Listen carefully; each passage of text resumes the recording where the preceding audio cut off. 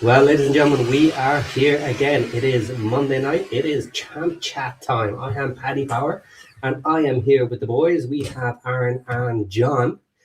And this week, we are talking numbers. I have put some graphics today. We are talking stats, baby. Ready for it, guys? Numbers, numbers, numbers. You got stats when you're that excited. You can always tell we got a stats show when Patty's like jumping through the roof. Stats or triangles, one or the other. Yeah, one or the other, either or. Yeah, they're Only both problem is the stats are a bit shit for our teams. Fair enough. Well, let's be honest, our teams are a bit shit. Yeah, a bit middling. Middling, yeah. A bit middly.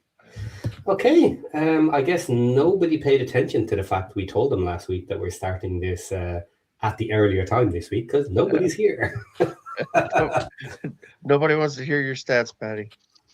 Everybody's over it already. They all click. It's okay. Give it another 40 minutes and then we'll get all the angry messages in Discord. Why did you start early? Why did nobody tell me you were starting early? Okay, who is here? Andrew C. is here. Hello. Hello. Danny DeLong is here. Matt White is here. Paul Kelly is here. And you know what? Loads of guys from the UK, because this helps the UK guys actually watch the shows instead of being at 1, 2 in the morning. Right, guys, I suppose let's get into some football. Where are we going to start? Not really very much in the line of stories this week in the championship, other than the actual football. Not too much happened, did it? Not really. I haven't seen anything too crazy. I think Friday night's game was a big one that I won't say saved Ryan Mason's job, but I think had he lost that one, he might have been on the brink. A timely victory, shall we say. Okay, so we will be discussing the matches during the week a little bit later. I also have a quick look at the upcoming matches to get us to the halfway point, because we are almost there. Most teams have done 21, some have done 20, and one has done 19 or 2 even. I'm not quite sure. So they are a little bit behind. So let's actually start with the stats. Why not? I've already shouted about them, so let's bring them up. Here we go. Right, this is in rank order according to the table at the moment, not counting the match that is playing, because obviously I don't know what the result is in that, just so everyone kind of has an idea there. So what I have done is I've taken the first 20 matches, because the 20 match was midweek for most teams, and I took them in blocks of 5. And then I just counted up the points and counted up points per game. And my little color scheme is fairly straightforward. Dark green is, for that block of 5, you are on pace for automatic promotion. Light green is you are on pace for the playoffs. The light yellow then is the upper table. Orange is below in the table. So that is from 12th down, 13th down. And then the dark red is you are in the relegation arena to have a look at. So instantly on this table, we are in the top half of the table, and there are some solid reds up here. So we can have a look through those. And only the top 2 teams, Coventry and Middlesbrough, have greens of both colours and nothing else on their board.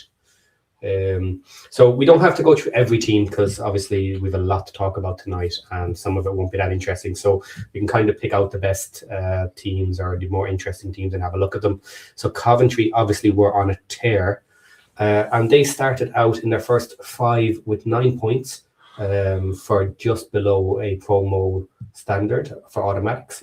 And then since then they have been in the automatics, 13 points, 12 points and 10 points out of each set of 5. As expected, basically, with their form and their points. Yeah, pretty much. I mean, they've been flying all season. A little bit of a slow patch this week, but then finished it off with a win. So, yeah, not too bad. I mean, that's essentially what, 25 points from 10 games? Is that what we're saying? in the middle there for Coventry. In the middle, yes. I mean, that's a hell of a return, isn't it? Mm-hmm. Yeah, that's unreal. Definitely very strong. Middlesbrough then started off even stronger and then had a dip in the middle and came back up. So they had 13 points, 8, 8, and 10, which of course is very solid for them.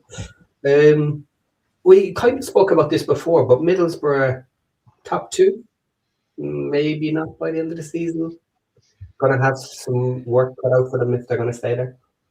I don't know. Everybody else has got work to do to catch them. I mean, right now they've got a 7-point gap, so they're I think they're starting to catch some form. I think their new manager has got that team playing pretty daggone well. I think he's figured out what they do well, and he's using that to its strength. Using the team to its strengths instead of trying to make it fit something he wants. You know what I mean?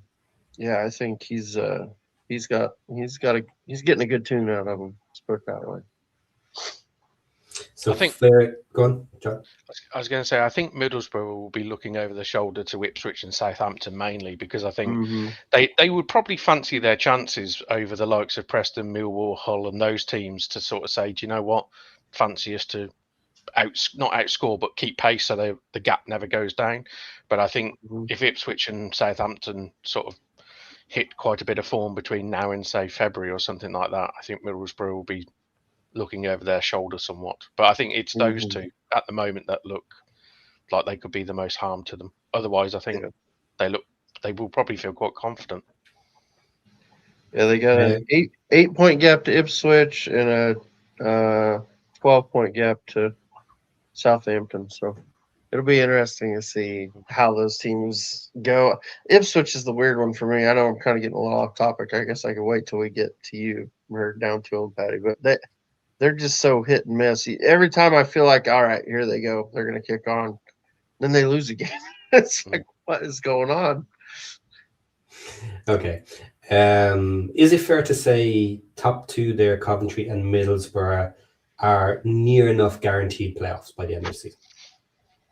I mean, it'd be a hell of a fall for one of them not to. Of course they can, but yeah. I don't think there's anybody else I would say that about yet. No.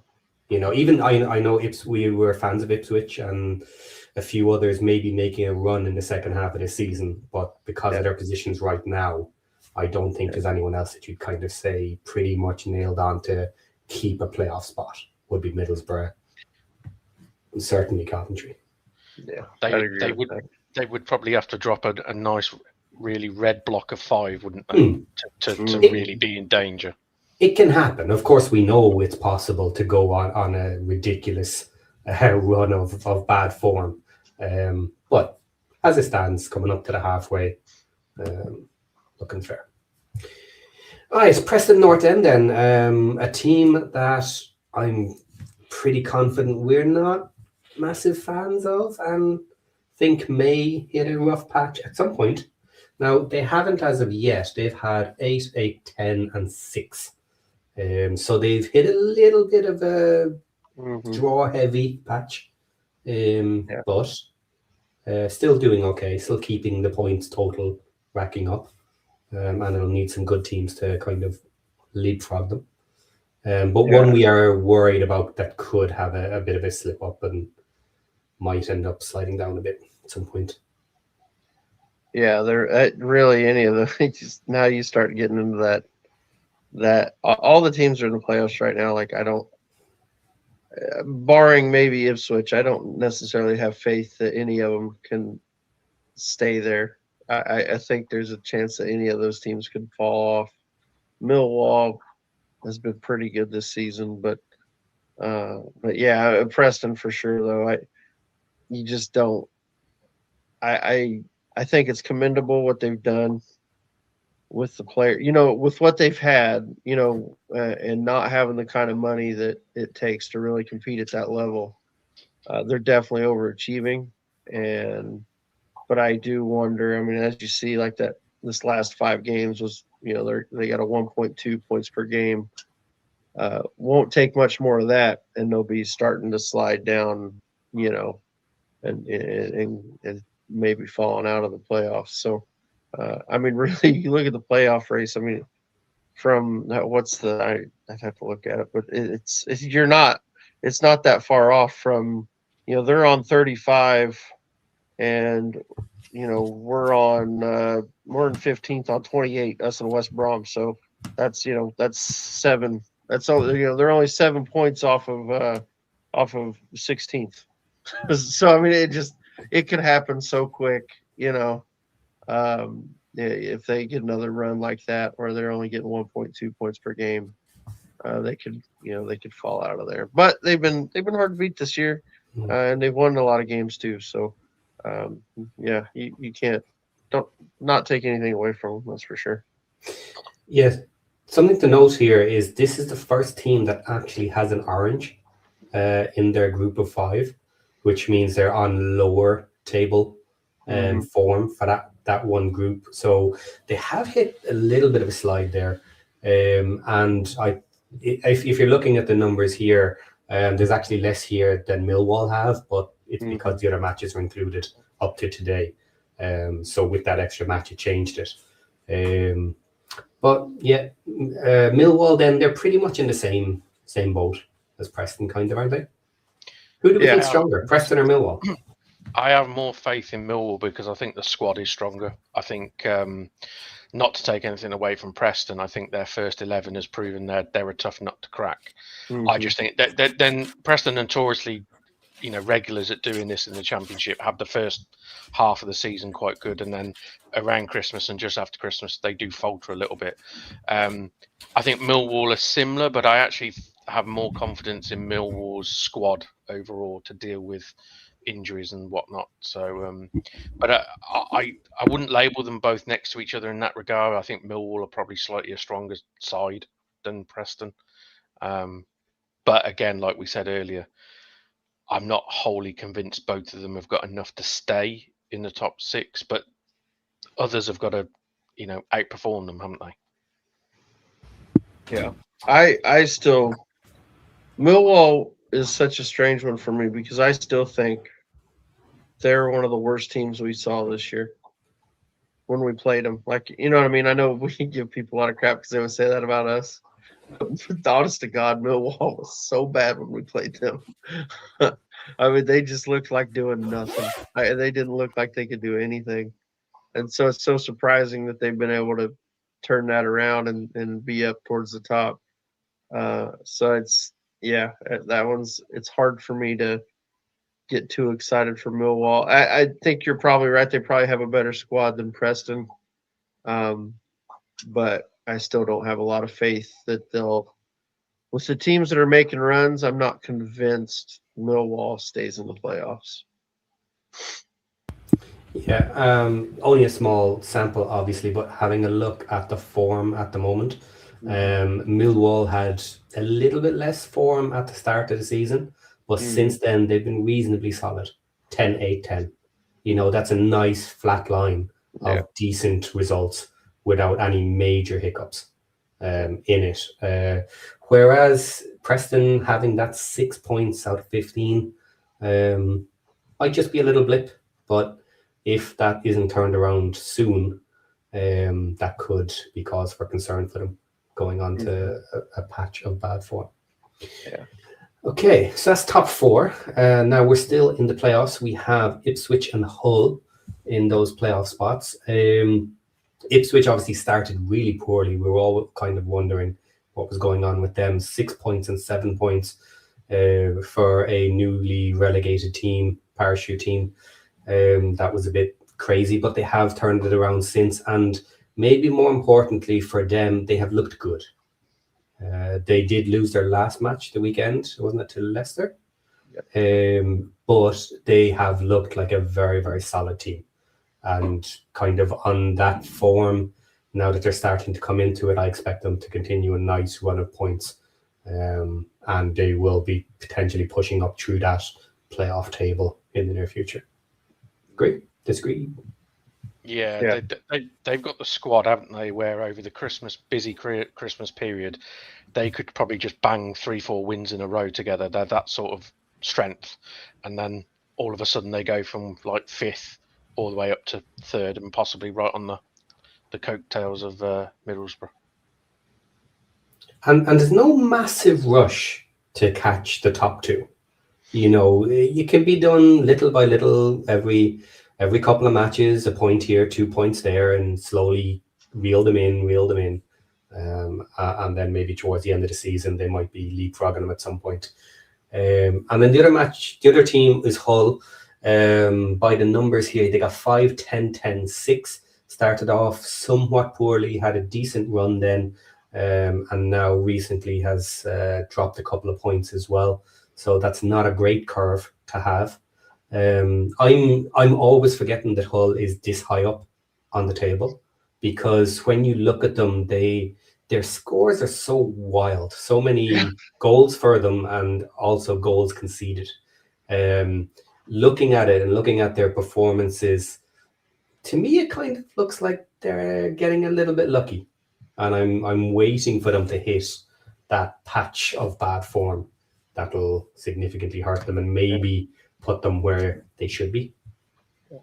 Yeah, they're inconsistent, I think, is the biggest thing with them. They just don't. You just never know what you're going to get. You don't know if you're going to get the team that turned up against Middlesbrough, where they get hammered, what was 3-0 or whatever it was, or the team that showed up against us that hammered us. You know what I mean? Just made us look bang average, terrible.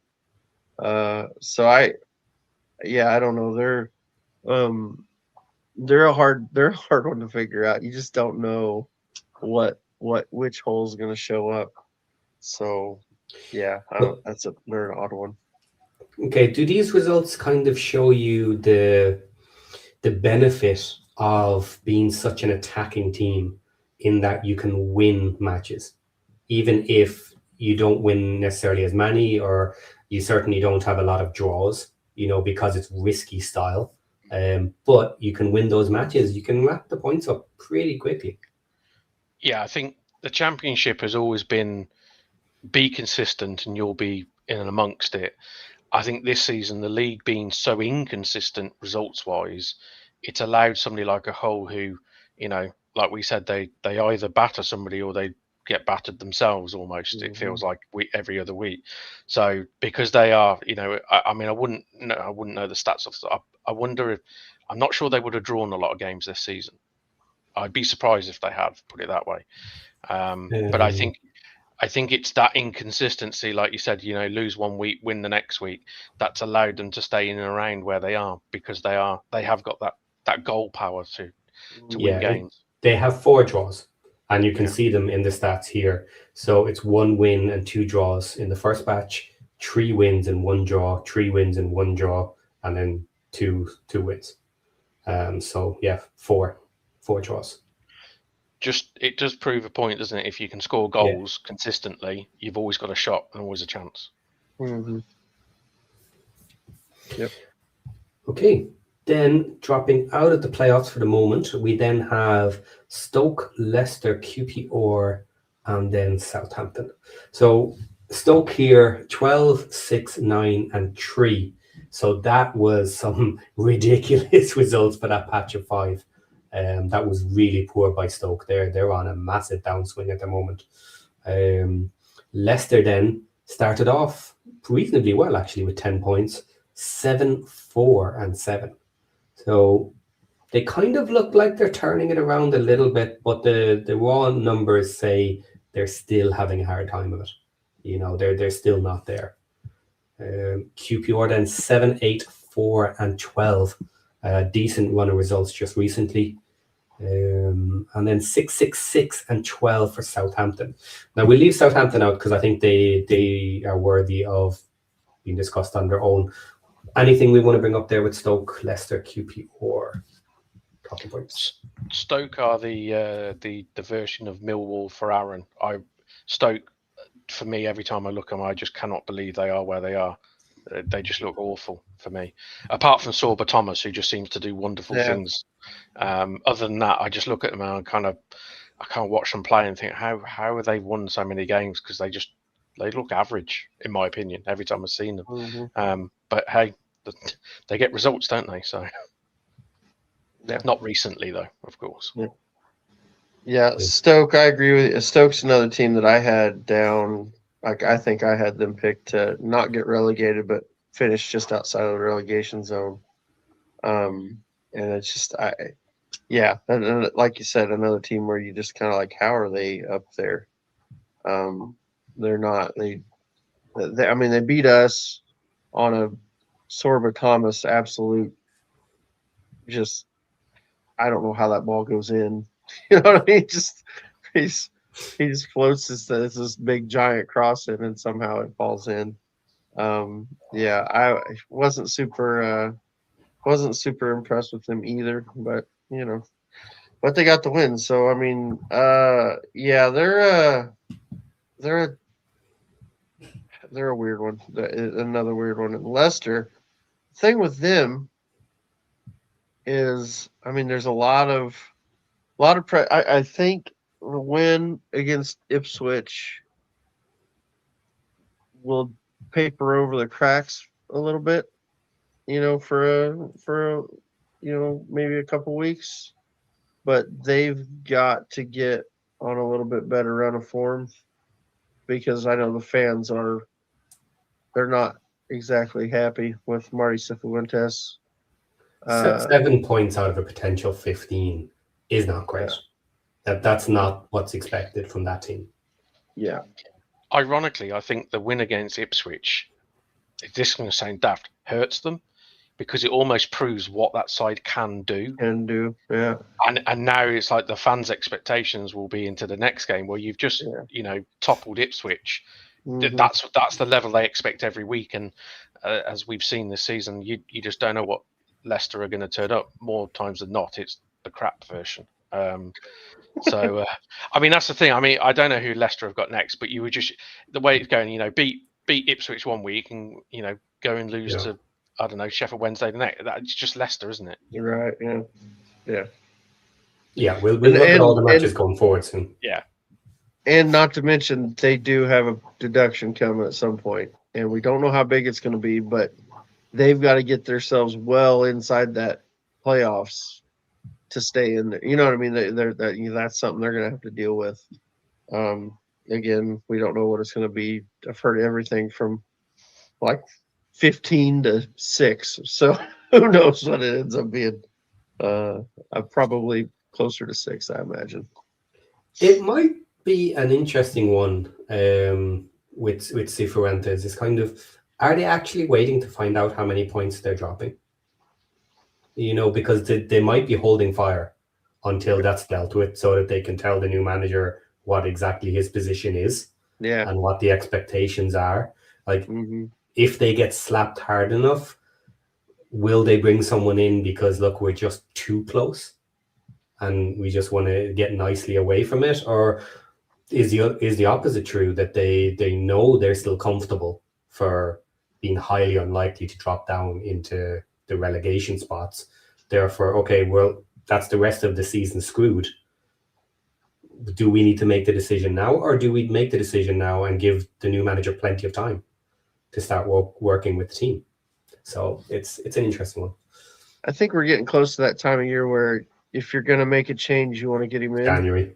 Because January, you want to have your guy, I mean, depending on how big the change is going to be. I mean, but they didn't spend in the summer.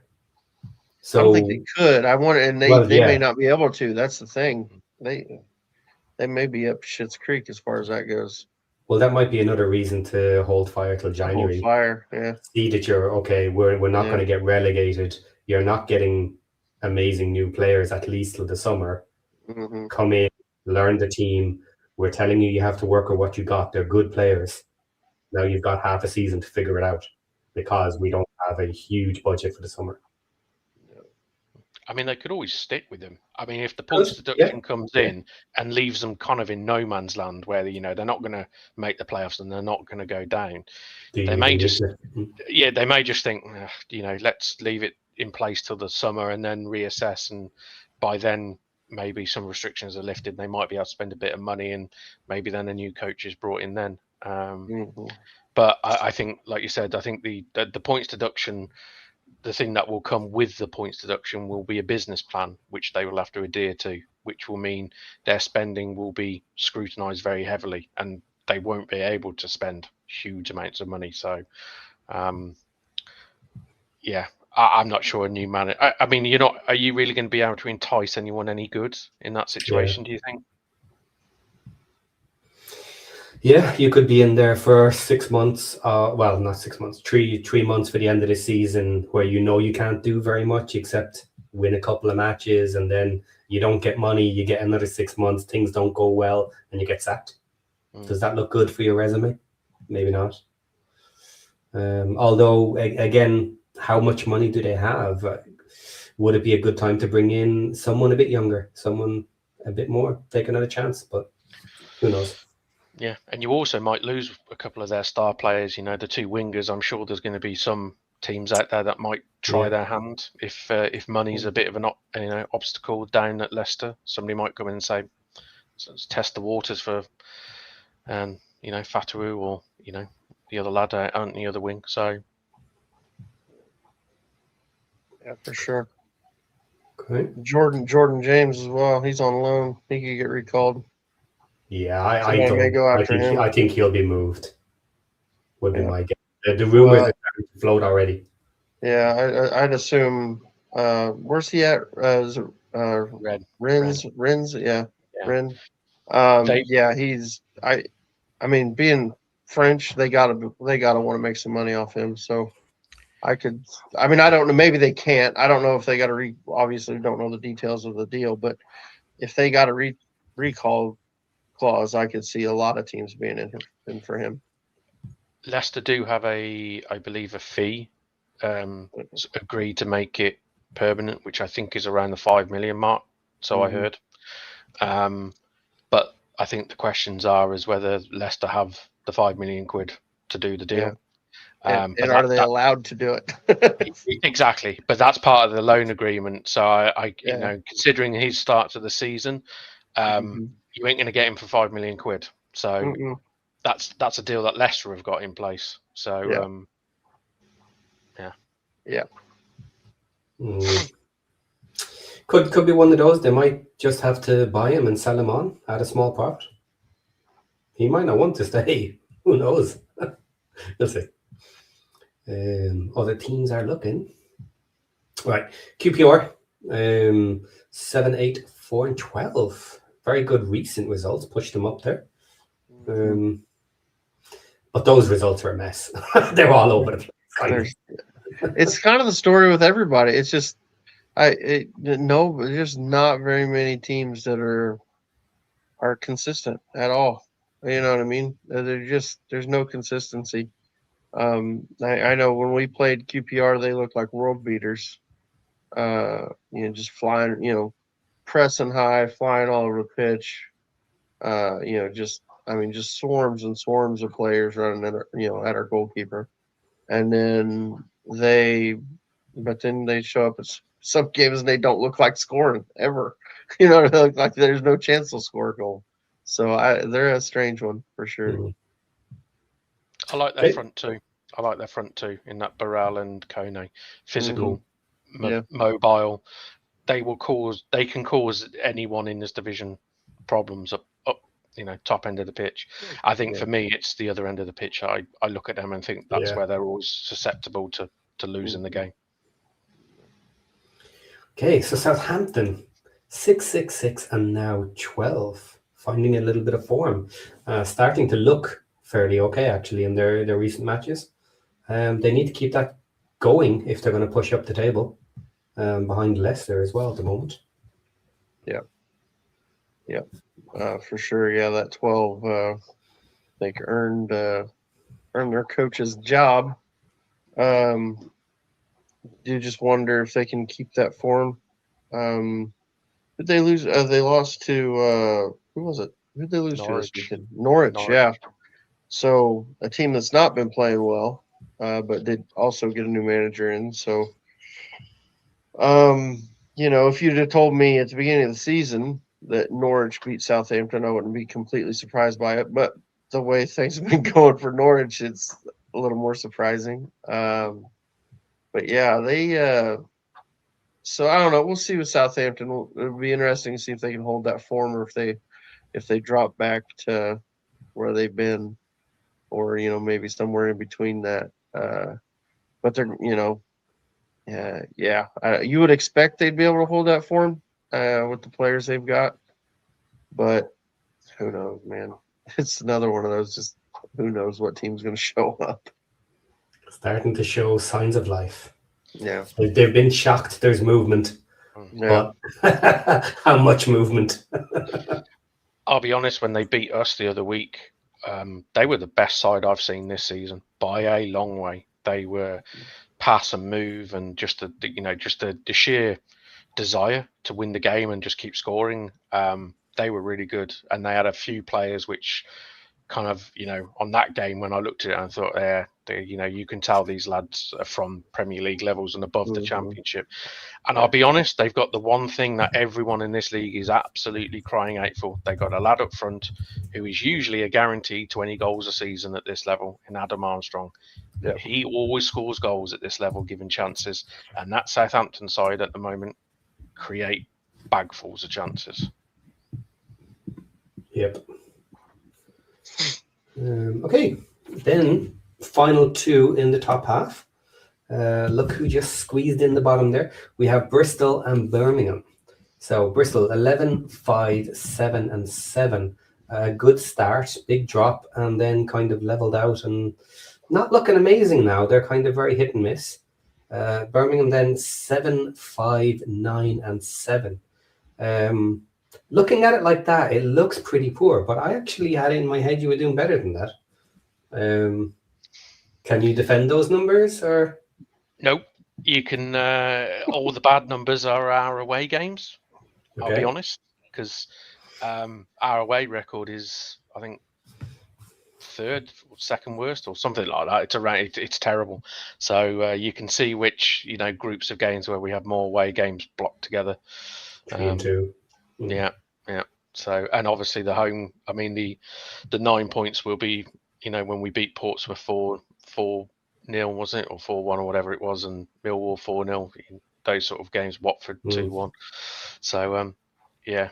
I mean, we're just we are, like you guys said earlier, inconsistent. We are just terrible away from home and look like Barcelona at home. So, yeah, it would be nice if we could just even that form out. I'd even accept a slightly dip in the home form as long as then the away form comes up, because you'd think then overall you would pick up more points. But the away form's a concern, because I'll be honest, at the moment we don't even look like we can get a result away from home. We have got the worst record for conceding the first goal away from home in the first 20 minutes in the division. So the amount of times I've seen us play this season where we haven't actually played bad, but we're always like 1-0 down after like 6 minutes, and then you're just away from home. It's you're giving yourself a mountain to climb. It needs to improve. I don't know what he does. I'll be honest, I have no idea.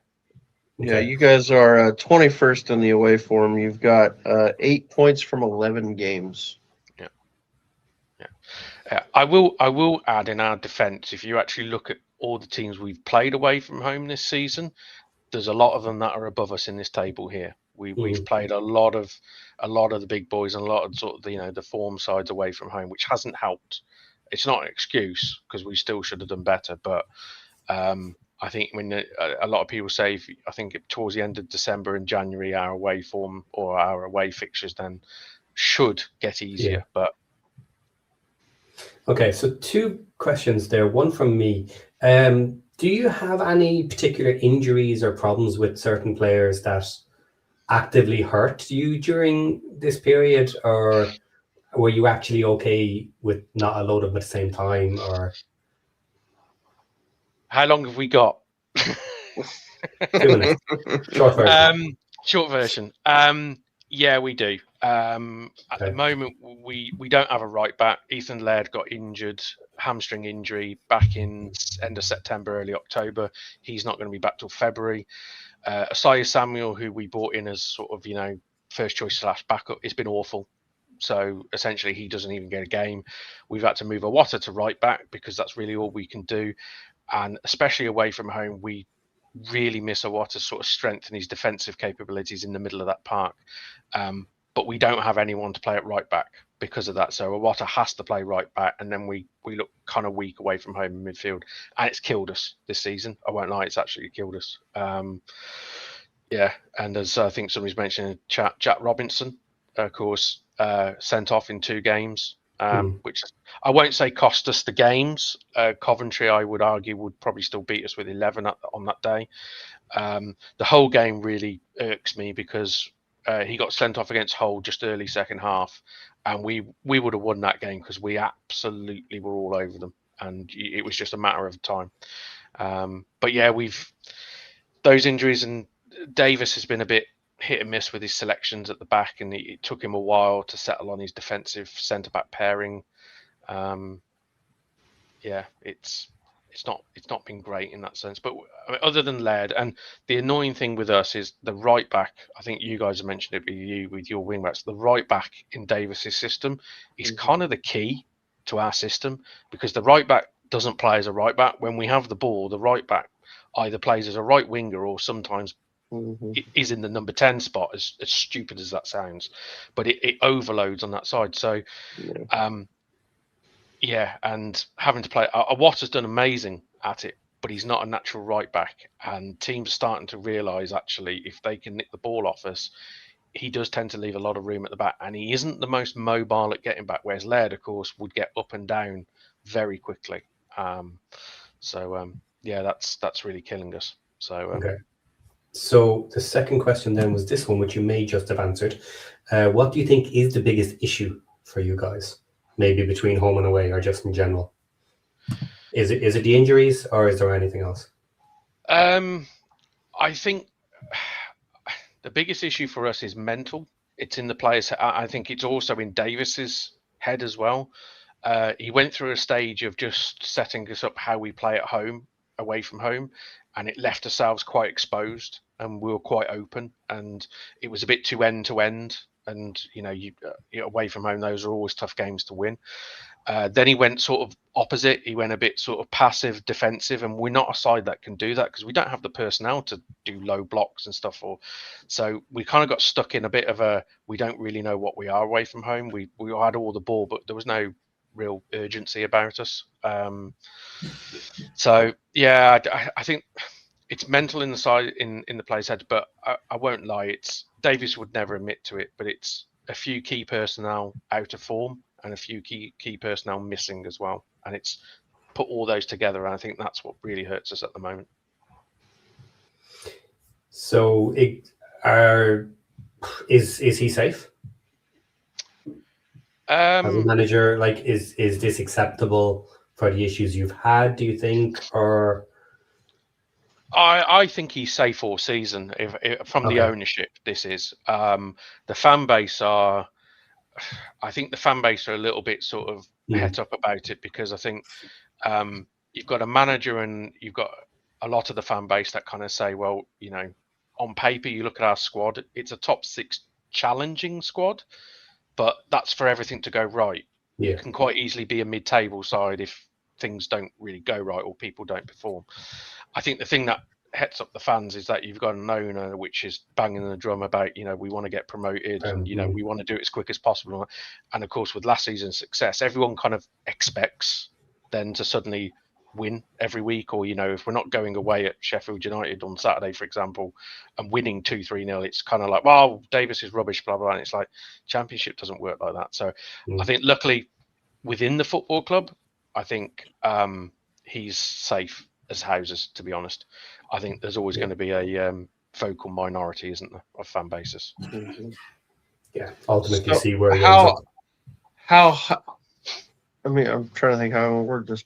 How high does he need to finish to stay safe for next season? Yeah. I think if we're in the top 12 or the top 10, he's fine. I think if we finish the season, say 15th and 16th, and I don't know, just say for argument's sake, 9-10 points off the playoffs, I think he's in trouble then. I think then the ownership would saying, look, you've had a very good squad and you're essentially miles away from it. You're not even within sniffing distance. I think if he's like within a couple of games, a couple of wins of the top 6 at the end of the season and finishes 12th, 10th, 11th, somewhere along there, I think he's fine. I think he's safe. Yeah. Of course, it depends on what happens throughout the season. If he goes on a good run, gets up towards the playoffs, gets close, like looking that maybe it could happen, and then other things conspire to pull him back down again, that would be different than just staying where he is now and sliding back a bit later. That wouldn't be great. I think the thing with us, as daft as it is these days, is you have to look at our fixtures in the sense of home and aways because we are so bad away. So we went through that where we had like 4 out of 6 at home or something like that, where we won 4 on the spin, and all of a sudden we are literally just on the edge of the playoffs. And Chris Davis is a world beater, and we're going to win everything and that. And then we have the next block of games. We have 3 away games out of the next 5 or something like that, where you lose 3 games, and it's like all of a sudden it's he's rubbish and he's got to be sacked. So football fans are fickle, aren't they? Okay, we'll talk about the home and away again when we reach Wrexham, because that's an interesting counterpoint with us as well. Okay, next up, let's move to the bottom half. All right, we'll try and do this one a little bit faster. We'll skip some of the ones that aren't really important. Okay, first up, Watford, very middly, 5, 7, 8, and 8, which is reasonably consistent actually, and shows this is where they belong maybe. Yep, moving on. Okay, fair enough. Next up, Wrexham. Okay, 4, 6, 11, and 6. We know we had a really bad start. We didn't have some of our new signings. We played with a lot of League One players who most of us would probably say, aren't really upper championship tables players, certainly. So we had the bad start. Maybe got unlucky a little bit here and there, but the players weren't ready for the physicality and the speed needed start of the season for championship. Did a little bit better. Then the 11 points. The 11 points is the interesting one for me, because if you look at those matches, that is when we had our wingers.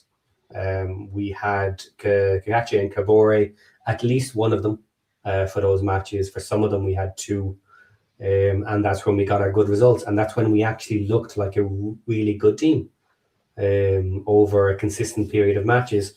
And without them, or without a change in January, it's probably going to be more mediocre. As we've kind of had, but get them back. Let's hope. Let's see what happens. Yeah, it was always going to be our issue was depth. I think we talked about that early on in the season. It was whether when we got to this point in the season and you're going to have injuries, could we deal with them? I think we've got positions in the team that we could have dealt with them better. But I think at wingback, it was just like the one spot where we just didn't have the cover that was good enough to still be good. And I think we've done okay considering the guys, considering what we're playing with, what we're using. But obviously I think that's a place where we got to look to strengthen. Is in our wing backs, and really, I don't think we're that bad anywhere else. You may be a striker, but I think for sure you got to get some wing backs in if we're going to continue to play that system. I mean, because they're just so important to how we play. They just because that's how we move the ball up the pitch. We move the ball out to the wide areas and try to get it up the pitch. We don't really push it up through the middle. You see that a little more. I noticed.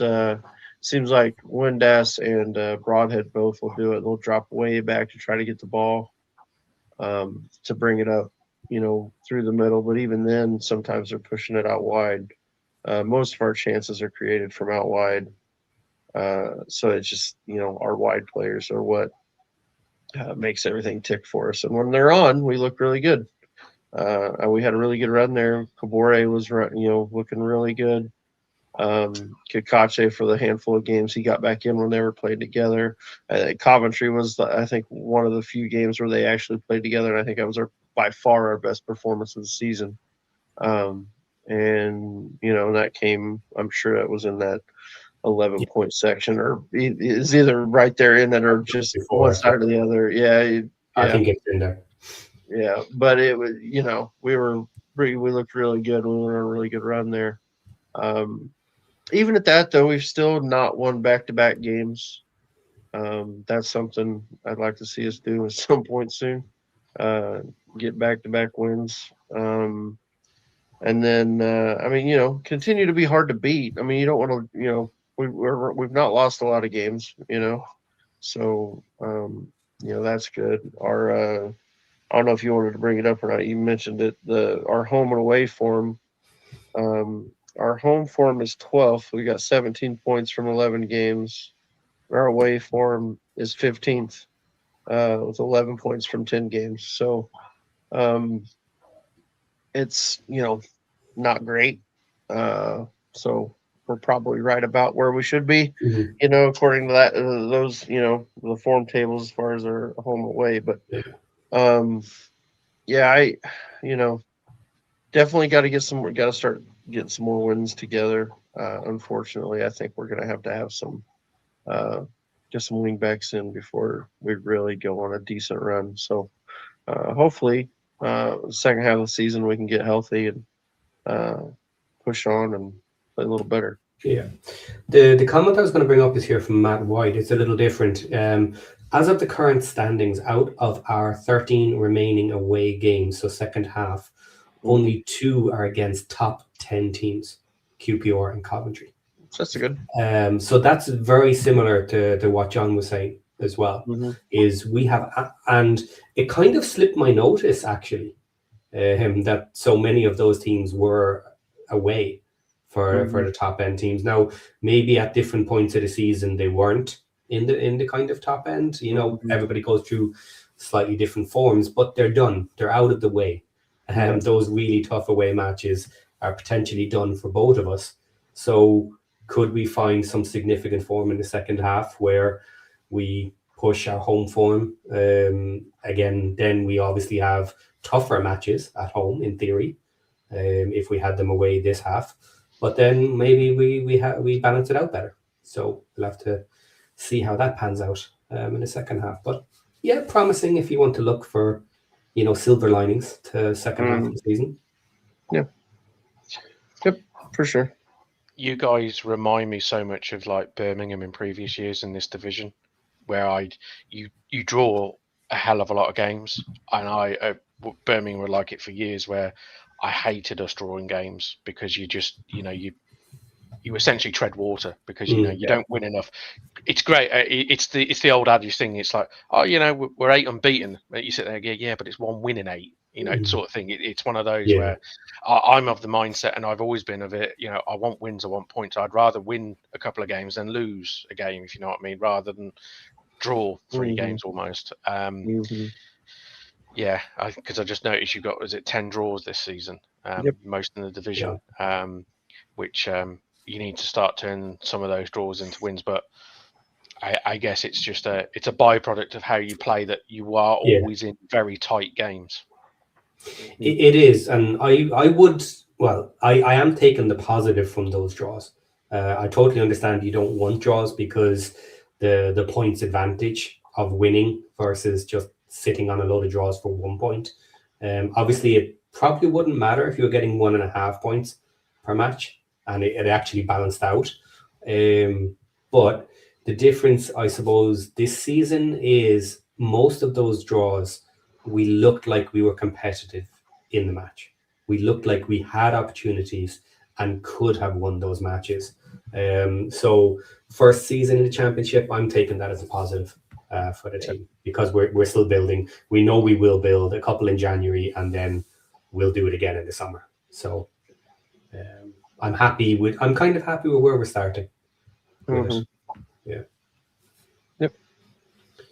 Okay, moving on. West Brom, they started well, 10-7, but then 4-4. They are on a significant slide. Yeah. He's their manager's under a lot of pressure right now. They did get a win against Sheffield United, wasn't it? Yeah. They beat Sheffield United on the weekend, and I think you actually said it earlier, John. It kind of might have saved his hind end for at least a little bit, anyway.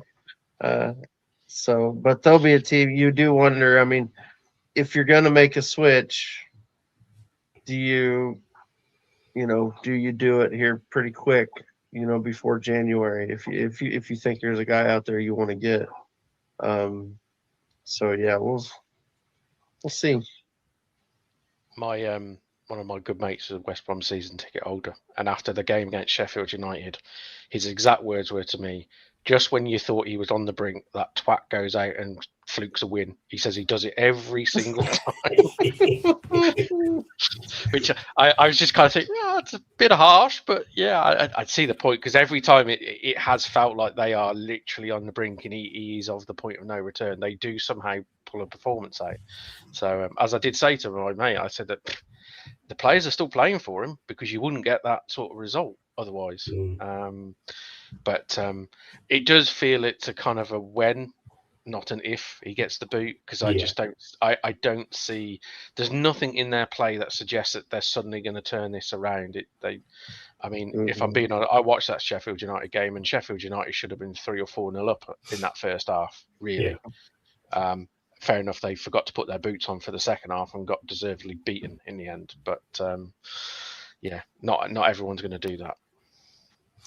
Yeah, Sheffield United is an interesting one. We will talk about them a little bit later, but I think West Brom, it might look good on paper, that win, because of them coming through a string of wins. I still am unsure about that team. Yes, they've gone on that nice string. They've been weak teams. They've been lower end teams. So yeah, I'm not convinced yet, but there's a lot more to say on Sheffield United, partly because of the matches upcoming. They have both of us in their next 2 matches. So there'll be lots to discuss on the future matches, and we can discuss their results a little bit more. So next up is Derby. 5-3, 15-4. So 5-3-4, not great. Certainly relegation fodder. But put a nice string of 5 wins together, which is one way of doing it. You only need a certain number of points to survive, and that 15 will certainly help them and keep them away from that zone for quite a while. But on balance, team to worry about? Not really. They can beat anybody on their day, but you can say that about anybody in the championship. Yeah. Derby did just beat Wednesday today 3-0. I don't know. They're interesting. They're a team I thought they were going to be in really good shape this season. I thought they'd do a lot better at the start, and they did not start well. So that kind of surprised me. And then they went on that crazy run, and we thought, okay, here you go. And then they fell off again. So I don't know. They're an odd one for me. Okay. I'm just going to respond to a comment here. Nope, wrong one. Matt White. Did you see my strength of schedule comment earlier, Paddy? Would be interesting to add a bit more context. I did, and I did respond, actually, if you missed it. Yeah, I have considered that, and it's not that difficult to do. But the issue is doing it in the first half of the season is really difficult because teams float, and you can see how people have moved up and down the league. So we could do it for the second half because things will have balanced out by at least having completed an entire half of the team so far. So I could have a look at it moving forward in the second half to see which teams have played stronger teams and what remains for them. So I'll have a look at that. Okay, happy enough with Derby. Not that much to say, really. They were expected to be fighting promotion. He has them nicely above it. But otherwise, all good for them. Yeah. Okay, now the fun boys, Charlton, relegation fodder at the start of the season. They have come in with 5, 10, 8, and then 1.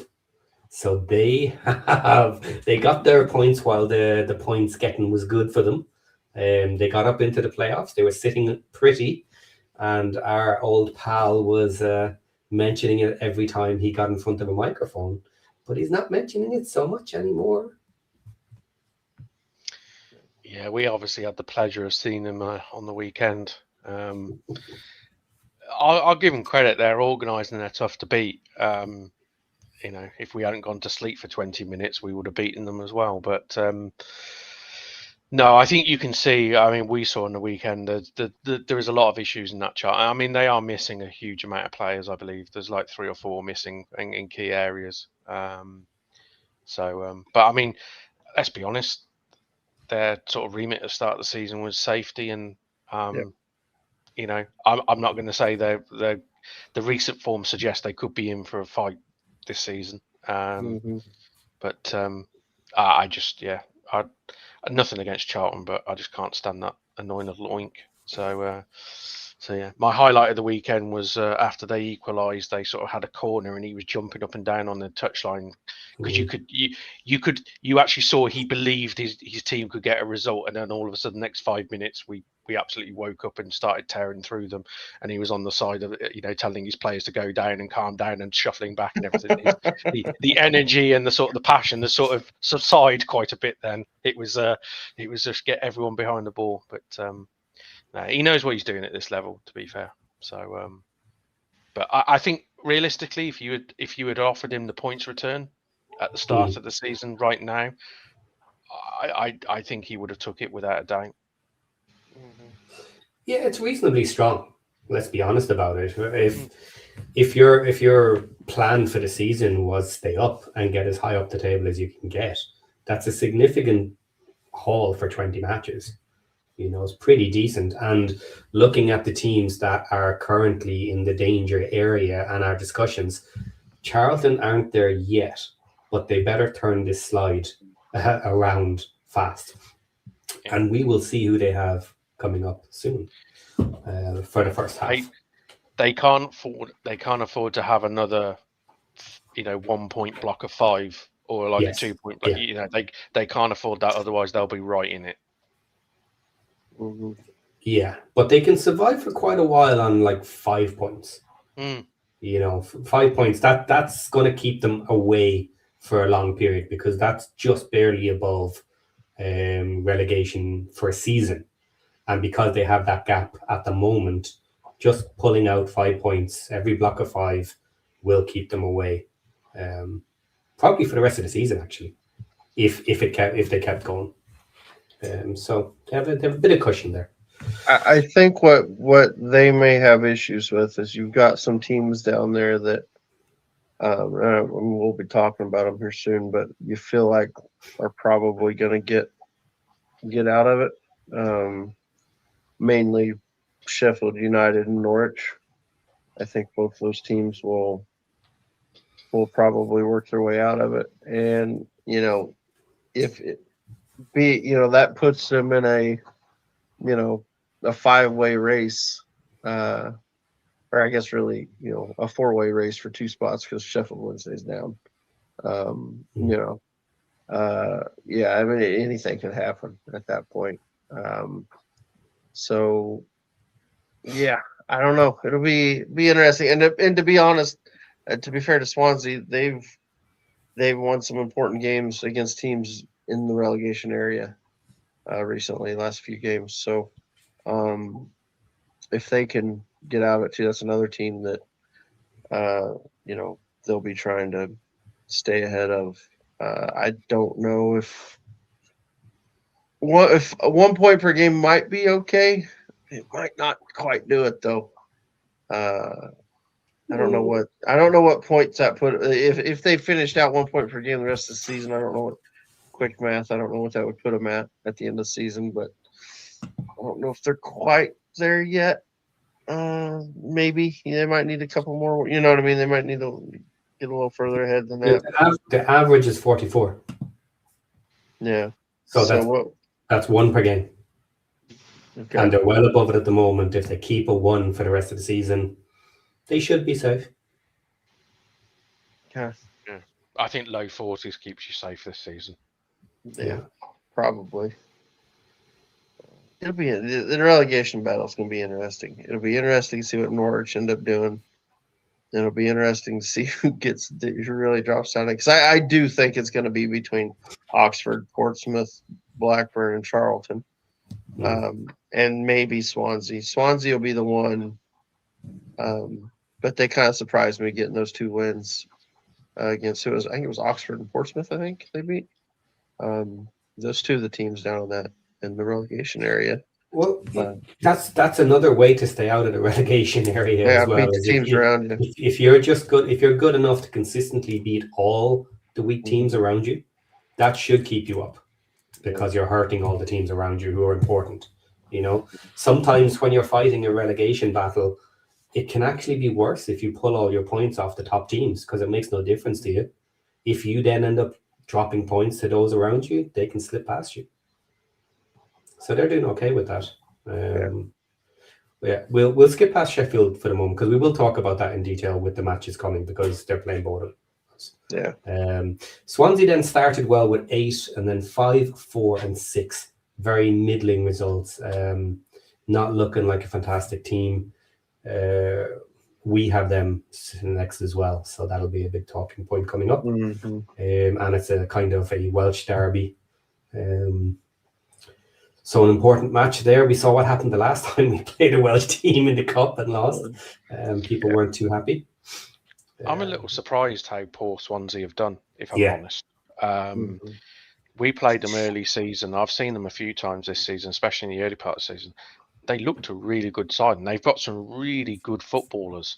So to see them kind of struggling has been a bit of a surprise. I wouldn't be surprised if the new manager, he does look like he's got a bit of an upturn in performances from the players. So yeah, I wouldn't be shocked to see them. I know you mentioned about Sheffield and Norwich climbing out of it, Aaron, but I wouldn't be too against including Swansea in that as well. Yeah. Yeah, it wouldn't surprise me. Yep. Blackburn.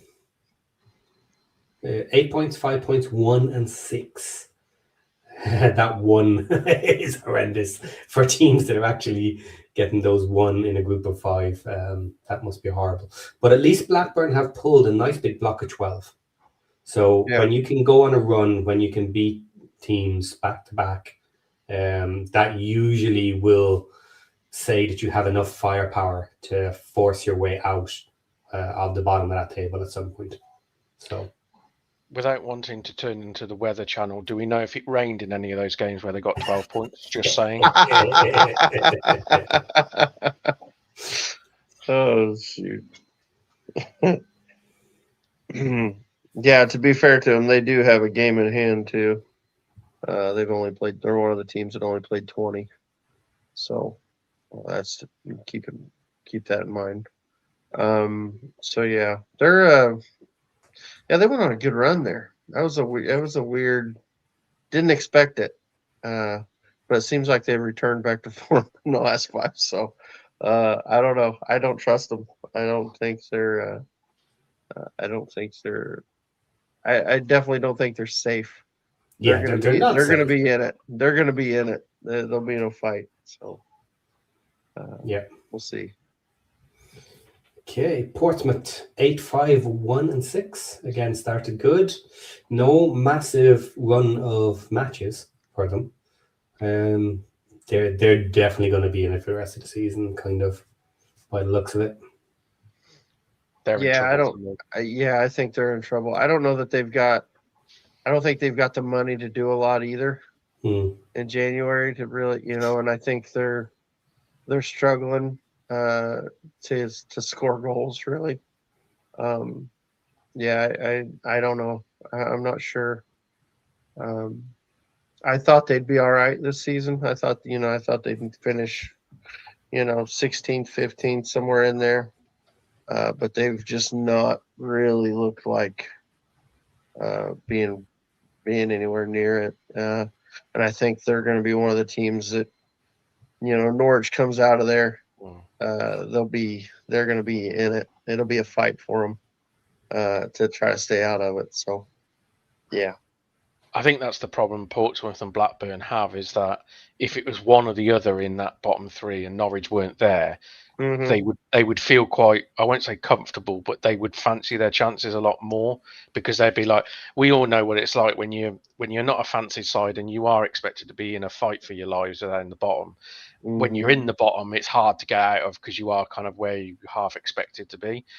The thing is with Norwich, no one expected them to be there, and no one expects them to stay there, and that's what Blackburn and Portsmouth will be looking, is that they will be looking at Norwich going, at some point they are going to put some results together to get, because they're just too good, or should be too good, which adds more pressure to to get results. So yeah. Okay, Oxford 2, 7, 4, and 6, similar again. Stuck in there. Do they have enough firepower to get out? Probably not. Do they have enough firepower to beat Portsmouth? Maybe. Can they beat Portsmouth and Blackpool? Yeah, maybe, but that might be a little bit harder. So it'll be an interesting. That seems like where the big fight is going to be, as to who's going to land in there at the end.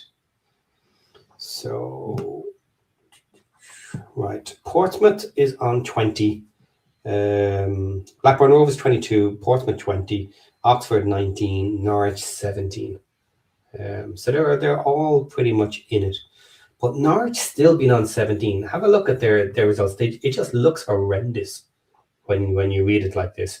1, 1, 1, and 5. Yeah. That's not right. That ain't right. What have I done? It's definitely not right. I don't know. I must have misclicked the copy there, because I've got 0.2, 0.2. One of those is wrong. Yeah, we're missing some points somewhere, Patty. Okay, well, maybe it's not as bad then. I'm not going to run back and do it now then, but actually, that's all right. They should be on 17 points. Yeah. I think one of them's a 10. Okay, hang on. Yeah, one of those is actually a 10, which puts them on 17 points. So they did string a run together there somewhere. Yeah. I think the problem Norwich have got is we all expect them to get out of it, but the position they've put themselves in right now, they almost can't afford any sort of drop off. They can't afford to go through another 8-9 game tailspin of a run of results, because they are already behind the 8 ball, aren't they? I say they're adrift. I mean, they're within some points of the safety, but it's not like they're level on points with Blackburn or Portsmouth. They're a few points behind, and all it takes is like 2 bad results for Norwich, and say Portsmouth and Blackburn suddenly like pick up a win in those 2, 4 points. That gap then just grows, and then when you're in the bottom 3, that even though it could be sort of 7, 8 points, it seems a chasm then when you're down there. I just, the only thing that does worry me with Norwich is they've not given themselves any lee room to have any poor a poor run. I know they've already been on a hugely poor run, but it's almost like now you're almost getting to the point where you can't afford to do that, or do that again between now and the end of the season. Yep. Yeah, it was their first 5 that they had 10 in, Patty. Okay, started off better. Yeah, they started off decent and then just fell off a cliff. Because if you remember, Sargent scored like 5 or 6 goals in like the first 5 games or something. He started really well, and then they just right about the time we played them, they just turned and went on a horrible run. So it's all Wrexham's fault then, basically. Yeah, blame us. No, but if we remember as well, it was all away matches. They started off doing quite well with winning all their away matches. Yeah, and losing all their home matches. Losing at home, yeah. Yeah. Mm-hmm. Okay, Chef Wednesday, I don't think we're going to bother with. There's no need. Right. So we had a look back over the first 20. Time to have a look forward. I'm going to leave you guys to it for 1 minute. So here we go. Coventry with 47 points in first. They played Bristol City on the weekend, took the win. So you can see the colour coding here for the matches for the weekend from those who played.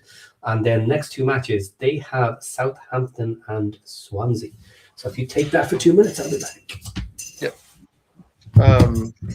So the Southampton game is going to be interesting. With Southampton's kind of, they've taken, they've made a run there. It's starting to string some results together under, I'm blanking on his name. It's their new manager. Tonda Eckhart. Yeah, that's it. Eckhart. So that's an interesting one. Swansea, you'd expect they probably win that one. You never know, but you'd assume.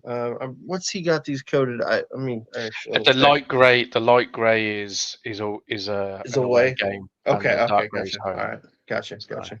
Okay, so yeah, Swansea at home. They'd think they probably win that. Southampton away though, no guarantees. No guarantees there for sure. No, I'll be honest. I'm kind of fancying Southampton at home in that sort of game. And Coventry haven't been brilliant, have they, of recent games? No, they've dropped a little bit. It seems like, yeah. But on the flip side, if you're Coventry, you say you go to Southampton and win. It puts any doubts, that you're stuttering away, doesn't it? You go to Southampton and beat them.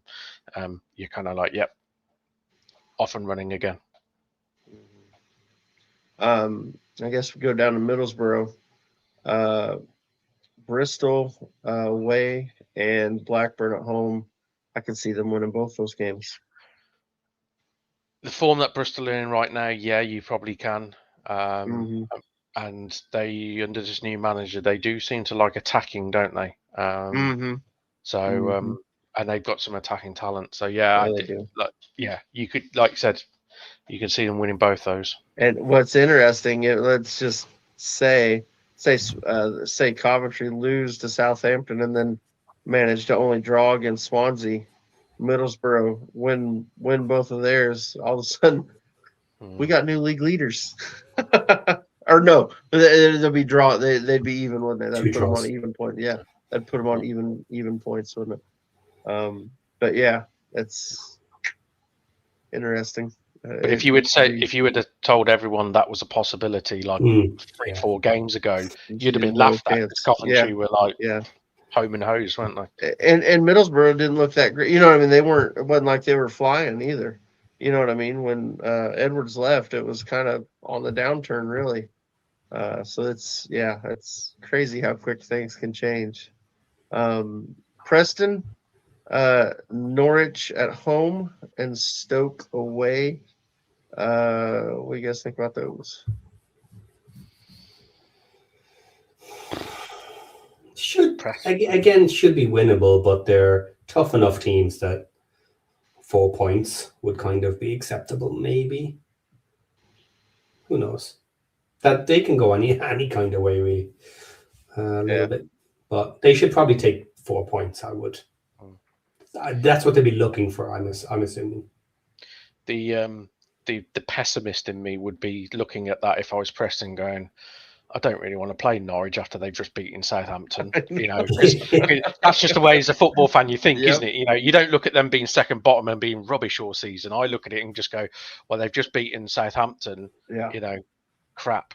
Do you know that is a fair point, but do you know what I have personally kind of thought is once a team who's struggling takes a win off a big team, takes a scalp, I actually think the team kind of has a release of pressure that, oh, shit, we've done it. We've looked a little bit better, and it just takes away a bit too much of the pressure sometimes, and they just immediately start falling apart again. If things are going wrong, like they've had that big win, I don't see it often translating into multiple runs. I think it's worse the other way around, where they've gone on a really bad streak. It's kind of, you're waiting for that one big result,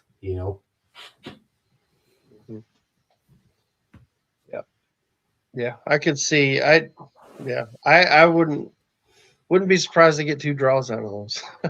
To be honest, we'll see. We'll see how it goes. Millwall, they've got and just beat Hull or lost to Hull. Sorry, and they've got Blackburn away, Ipswich at home. So we think a win and a loss there, probably, maybe. Absolutely, but I bet you it ends up being the other way round. The wrong way around. You just see it. You look at that and you say, well, you're going to beat Blackburn and probably lose to Ipswich, but truthfully, it'll probably end up being 3-0 Blackburn, and then Millwall will probably go and beat Ipswich 1-0 or something. Yeah, yeah, for sure. Ipswich coming off a loss to Leicester. They've got Wednesday at home and Millwall away. What are you thinking? I mean, would they be happy with 4 points?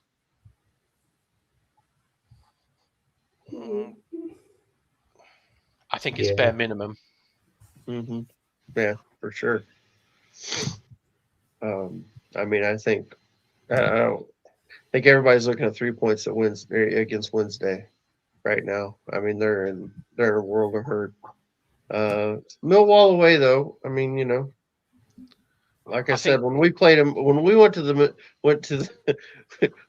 there, I thought they looked awful. So I don't know. Millwall did not impress me at all. So I would expect Ipswich to win this game, but I don't know what Ipswich is going to show up.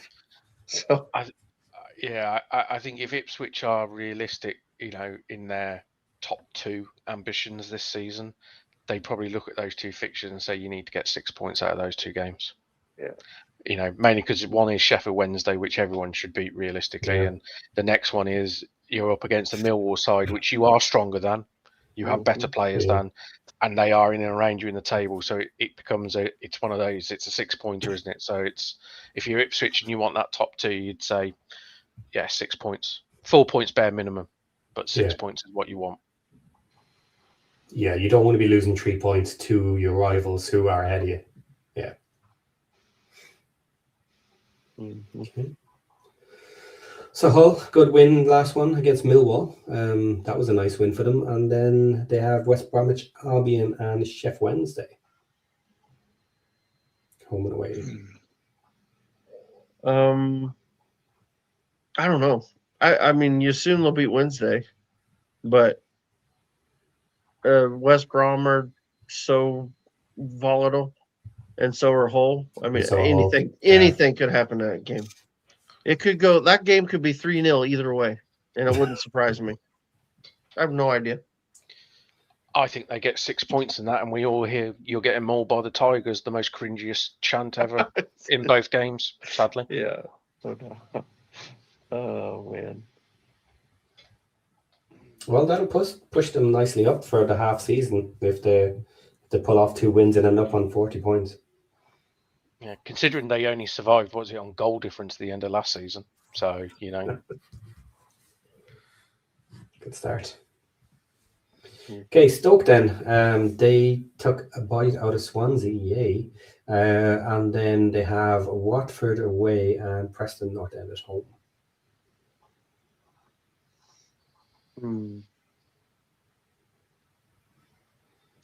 4 points. 3 points. Well, aim for 4 points. They're tricky fixtures, though, aren't they? Because I actually rate Watford. I think they look a decent side. It's their away form is their killer, really. And Stoke Preston has just got 0-0 written all over it for me. But yeah, that's a tough couple of games for Stoke. I'm not going to lie. Yeah, it's interesting. Yeah, they could lose them both, and it wouldn't be surprising. But at the same time, if Sorba Thomas shows up and works his magic, they could win them both too. So who knows? Another one of those teams like we've been talking about, just so inconsistent. You just don't know which team you're going to get day to day, week to week. So yeah, I mean, I'm sure they're looking. You look at home and away, you're thinking you want to get 4 points, right? I mean, I think everybody's happy with 4 points. away. So, yeah, I would, surely they could win one of them and maybe draw the other. Get your 4 points and get out of there. 3 points wouldn't be terrible. Yeah, I don't know. They'd love to beat Preston, wouldn't they? Because of the league position. That's you big. know, if you offered them 4 points, they'd say absolutely, but they'd want to draw against Watford and beat Preston. Beat Preston. Yeah, I agree. You're probably right. Well, in fairness, look at the points. They're in exactly the same position as Ipswich Millwall. And we just said exactly the same thing about them. You want to be taking points off someone above you and pulling them back to give you a shot of staying above them. So, yeah, big match for them there, that one. Okay, who are we on to next? Stoke? No, we just said Stoke. Leicester. Right, they had the big win against Ipswich just there the weekend, pulling Ipswich down and stopping them leaping ahead. And then we have QPR and Watford. Yeah, I think they're going to be looking at those two games and thinking we need to get 6 points here. If they want to push up through the table, these are fixtures that they should be targeting. They should be saying we're good enough to beat, taking at least 4 points and having the shot at the full 6. Yeah.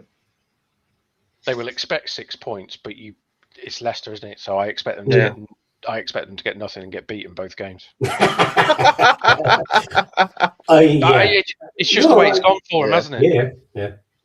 Yeah. I don't expect them to win 6 points, but for what they're aiming for, the team they have, although they're a bit weak on the firepower, like if they do have ambitions to push their way back up into the playoffs, these are teams they need to be aiming at, taking out. Yeah.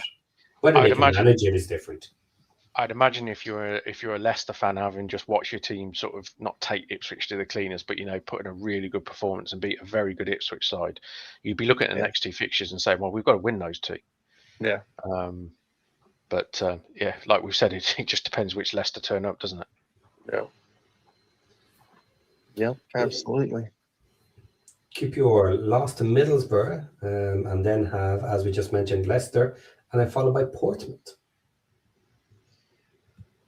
I think they would. Yeah, I think they're going to look at Portsmouth and think we should be winning that one. No guarantees they do, though. It just depends on which QPR shows up on the day, and how healthy they are. If they got everybody playing, yeah. But Leicester, I think you probably. I mean, it's at home, so maybe you hope for a point. But I think you look to beat Portsmouth, though. I think if you offer, go on, John. I was going to say, I think if you offered QPR 2 points, 2 draws out next 2 games, I think they take it. They might. Yeah. I think a draw away a draw at home against Leicester. Portsmouth away, even though Portsmouth are down, Portsmouth away is a tough place to go. I think as you guys find it, that's where Portsmouth tend to get their point. I think because realistically, I think if you're QPR, you're looking at that Leicester game thinking, if you get something out of that game, if it's the proper Leicester that turn up, you're going to be lucky to get something out of that game. Yeah, but that's what I was going to say is we just had a laugh about how poor Leicester can be and that they could lose both matches. So in my mind, yes, if you say, okay, we draw both of them, take 2 points, wouldn't be the end of the world. Another thing that wouldn't be the end of the world is just winning one of the matches either. Yeah. And absolutely, you should fancy kind of a free hit at Leicester. In that if their team shows up, they're good enough to absolutely wallop you. So if you lose to them, it's not the end of the world. However, you look around the table, they're right beside you. You look at some of the matches where they've been dreadful and have no chance of scoring. You have to think there's a shot there. You can take them out when you're at home. I don't think to be scared of them. They'll understand the likelihood that they're probably going to lose that match, but it's not one you go with your head low and say, oh shit, well, let's just get it over with. I think looking at Leicester's form is one thing, but how they've approached games this season. If you're QPR and you're saying, okay, if you're still level pegging with Leicester after 20, 25 minutes, you've got every Mm. chance. Because if Leicester, the real Leicester, turn up, you expect them to sort of come out really all guns blazing. So if you're still in the game in the first 20 minutes, you might even be leading then, because they do tend to concede early goals, Leicester, when they're not playing well. So yeah, it all depends on that sort of first half an hour, I think, in that Leicester game. Isn't this one of the big problems for teams who are expected to comfortably be in the playoffs and parachute teams, is that once that armor kind of gets broken and you can see holes here and there, everybody fancies having a shot at you. The belief in, we could sneak this, we could pull this off. We've seen them be poor, so we're going to go out there and we're going to really attack you. If you actually come out and, like Coventry, I don't think there's that many teams that are going out there saying, Jesus, I think we have a shot at beating Coventry. It's highly unlikely. The draw would be great. Let's just get through this, get the draw or whatever. Yeah. But once the chink in the armor is seen, every single team is going to have a shot at you. And it makes it so much harder. Yeah. Yeah, I'm with you. I don't know. This league is wild. I don't, what I mean? It's so hard to predict anything. Okay, next up, Southampton. Team that should be higher. They had a dirty loss to Norwich in their last match. So this is another one of those, right, where you've just had a loss to a really out of form team, a poor loss. And you're saying, right, the boys are up for it now. They're going to go out to their next match and they're going to absolutely smash someone. And they've got Coventry. Not exactly the greatest of timing for that scenario. So home versus Coventry and away versus Oxford. You definitely think they can beat Oxford. But yeah, that Coventry game, I mean, being at home that helps, Yeah, it's I don't know. It's another one of those coin flips where obviously we were talking about it earlier. A draw there probably wouldn't surprise me. Would they take a draw? Southampton? At home? I don't know. They probably fancy winning it. But, Coventry's a good team. So, I don't know. What do you think, John? I think they look at that and they'll be looking at getting 6 points. I think they'll fancy themselves against anyone at home. Anything that includes Coventry. And I think Oxford is a lovely game for them to have afterwards. If they did go and beat Coventry at home, which wouldn't, let's be honest, it wouldn't be a surprise to anyone because we all know how good Southampton can be. You do fear for Oxford in that next game. If you've just got knocked over the league leaders and that, and it kind of just the Norwich game is almost forgotten about. Then it's just disappeared, and then you look at the form in the last sort of 6 games. If you're Oxford's defence, you're looking at that thinking, yeah, cheers lads, could have done without this. So. Okay, next up then we have Bristol City. Up and down, we saw the results from the first 20, bit of a mess at times, but they just had a loss at the weekend to Coventry, and then they have a Middlesbrough at home and West Bromwich Albion away. They are not great matches for your final games at a half. No, I think personally there, I'm thinking if they get 1 point out of those 2 games, they've almost done well. Yeah. That's yeah. They're not in great form right now either. I think Middlesbrough will smash them, and West Brom. I don't know. It's an interesting match. It's at West Brom. Who knows? It's just another one of those teams. It's just like, I don't know what they're going to do. Neither one of those teams are super, impressive. You know what I mean? Neither one of them filled me with a lot of good feelings. I just they don't. I think they just.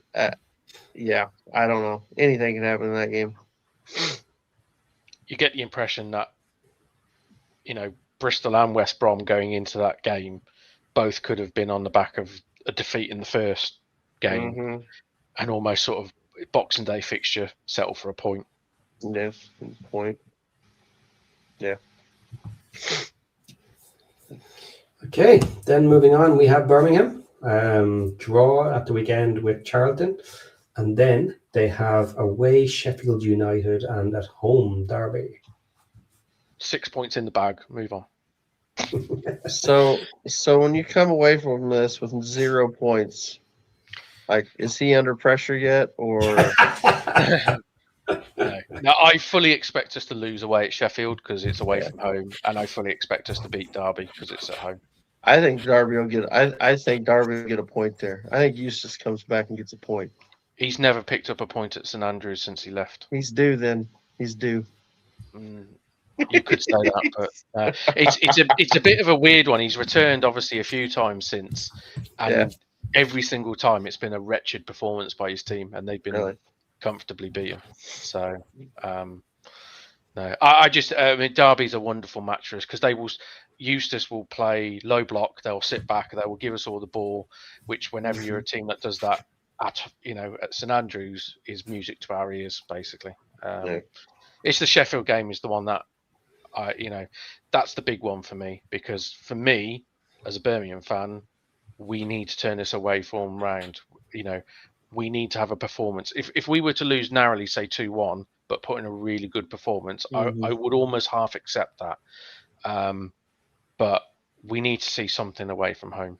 If it was me, I'd say you look at those two games, I'd be wanting 4 points from those two games.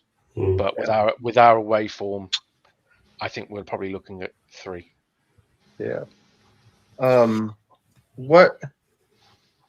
Just while we're on you guys, I know you got excited there. You had whatever, however the hell you say his name, Doix or Ducks or however the hell you Dutch, whatever. Just call him the Duck. We call him the Duck. It's easy. Mr. Ducksworth. He's out, and he you seemed like you were really happy with him there for a while, and then now as he lost a little form, what's the story there? He struggles for a guy who's 6'1". He struggles physically with the English football. I think it's because obviously he's never played in it before.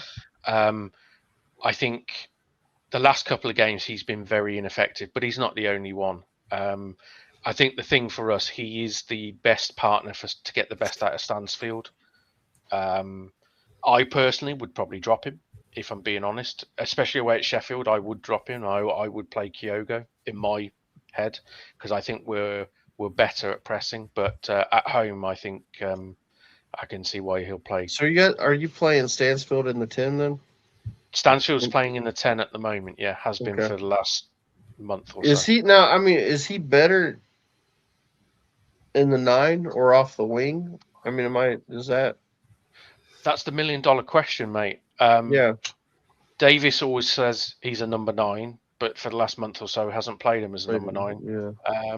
I don't think he's a number 9 in a million years, personally. I actually think he is better. He's not really a 10 either. This is the daft thing about it. He's almost a false 9. He's just off a number 9. He's almost like a second striker. That's probably where he's best. And I think if the Duck plays well and is involved in the game, you'll get the best out of Stansfield.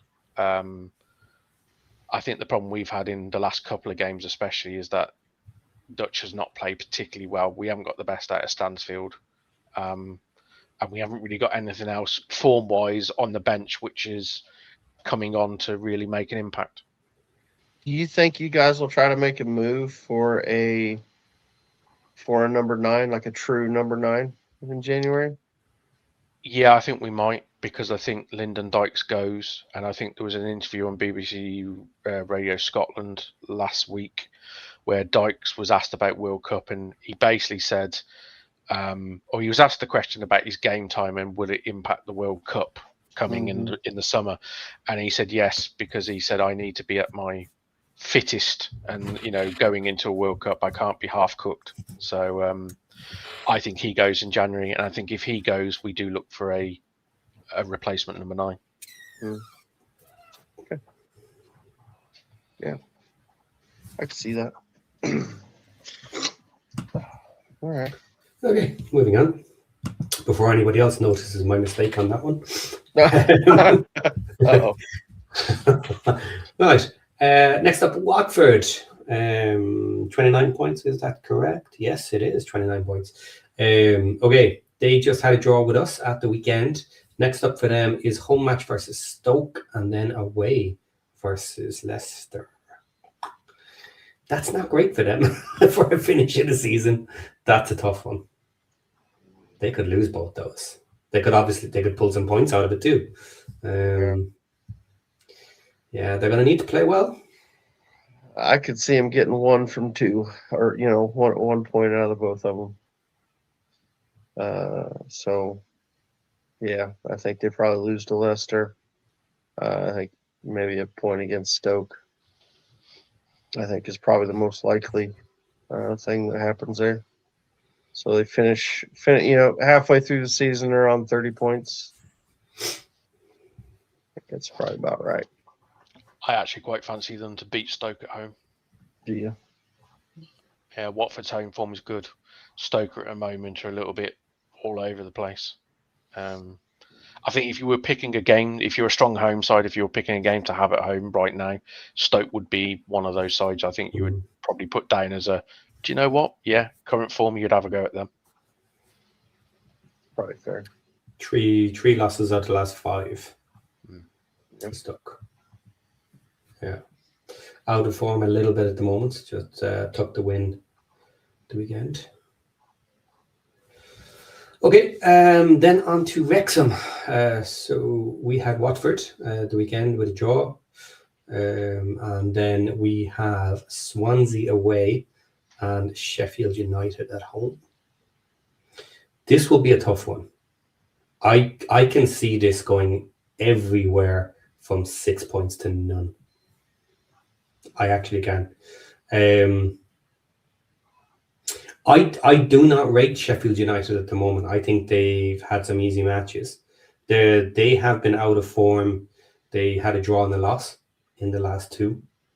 So if they go and beat you guys, fair play to them, and that might get them over the hump so that they can lose to us in that second match. Who knows? But obviously Swansea is a big one. We had a horrific response to the loss in the cup for the other Welsh team, who will not be named because they're not in our league anymore at the moment. Maybe next year. But if we lose to them, I know it's away, so that can happen. We can lose, we can draw away. People are not going to be happy about that. And our run of form is actually horrendous if you look at it. In the last 4 matches, we had 3 draws and a loss. That's not great. That's relegation form for the last while. We have again been in matches. We have had the opportunities to score and to win them, but we are kind of running on the squad we have. So I could see us losing to Swansea, coming out after all the negativity and absolutely hammering Sheffield United. I could see us coming out and having a great match against Swansea, beating them, and then losing at home to Sheffield United. Lose to both, win to both. I really could see it all, but the least likely might be to win both back-to-back with the form we've had lately. But we don't know who might be back or not back for those either. So, yeah, up in the air completely for me. I think 2 draws is probably the most likely. That's just what we do this season. We draw people. Yeah, that wouldn't be surprising, certainly. I think you're in trouble away at Swansea. I won't lie. I think it's come at the wrong time for you guys. I agree. I think there's a bit of a feel-good factor of suddenly back at Swansea. Mhm. It's going to be a Friday night game under the lights. That stadium is going to be absolutely ram-packed because it's going to be a Welsh derby. And like you said, Paddy, the Sheffield one could be anything really. Mhm. The thing is with Sheffield, I sort of half agree with your point where they play weak teams and I've not been impressed. The one thing is though, I look at that Sheffield squad and I look at the players and I just think they are quite capable of just turning up and rolling either of us over quite comfortably, and that's what sticks in the back of my mind is I wouldn't be surprised if we get beat by them and you get beat by them, if you know what I mean. That if they manage to do that, that would be announcing to the league that they're back in form and that they're going to start moving seriously up that league. And 6 points would move them quite nicely up, I think. What, 29 points? Actually, it wouldn't. You know what? Things are slowly starting to spread out. So Sheffield United currently on 23 points. Another 6 would be 29. They'd actually only be up with you if you lost both.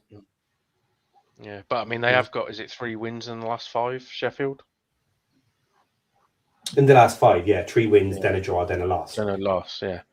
So, but again, against weaker teams. So they need momentum to show they can do it against tougher teams. Now, we're more middling and we'll see what team turns up. But who knows? Maybe we'll have our players back. And we'll take them out. Yeah, that's the thing. We don't know. Yeah. We do have a full week this week. The players should Kakache's got to be close, right? Kakache, yeah. And what about Kabore? When he got hurt, they said 6 weeks. African nations, mate. Well, oh yeah, that's true. When do they go to that? He's got called up. He did get called up for it, so I don't. It starts on the weekend, doesn't it? Does it start this weekend? Okay, so he'll be at that then. He's gone. So it opens 21st. Yeah. So I think all players will be going 19th and 20th. I think I read somewhere. Yeah, I think you're right. I think they had a report today, actually. I think most teams are reporting today. We'll find out soon enough whether he did report or not. Yeah. So maybe we get Kakache back. Kakache is due back soon. That's the thing. We're not sure exactly when. Yeah, I would not be surprised if he turns up against Swansea. I wouldn't be surprised if he still doesn't play versus Sheffield United. Right. I think he said, around Christmas time. So it could be, here anytime, So hope, fingers crossed, I guess. We'll get him back. But you know how Phil is. He won't tell anybody anything. We won't know. We won't know till he's in the lineup on Saturday. But knowing Phil, he won't start him. It'll be off the bench. So, but we'll see. We'll see. Matt White says Parky did say Kakache is back on the training pitch. So it's good news. That's good. Hopefully we get him back playing in top form and hopefully not getting any more injuries. That would be nice. Yep. Okay, moving on then. Yeah, we done? Mm-hmm. West Brom. They just beat Sheffield United the weekend. Then they have Hull away and Bristol at home. I haven't got a clue. They could win them both, lose them both. I have no idea. No idea. They'd probably want 4 points, wouldn't they? Draw away, win at home. That's what they'll be aiming for. I could see them getting beat away at Hull, personally. And that Bristol game, like I said earlier, I got a feeling both sides would almost settle for a point. Yeah, could be anything at that level. Let's fly through these because we're coming up on 2 hours shortly. Yeah. Okay, Derby then had a match postponed early in the week, so they didn't play their match with Sheffield Wednesday. Then they have Portsmouth at home, and they have you guys away. No, they played Wednesday tonight. They beat them 3-0. Oh, So they they're did actually play on 30 points. They're Ah, actually okay. 12th right now. Yeah, the table changed. Oh, They've got that's not above- their postponed match. Sorry. Yeah. Yeah, Okay. yeah.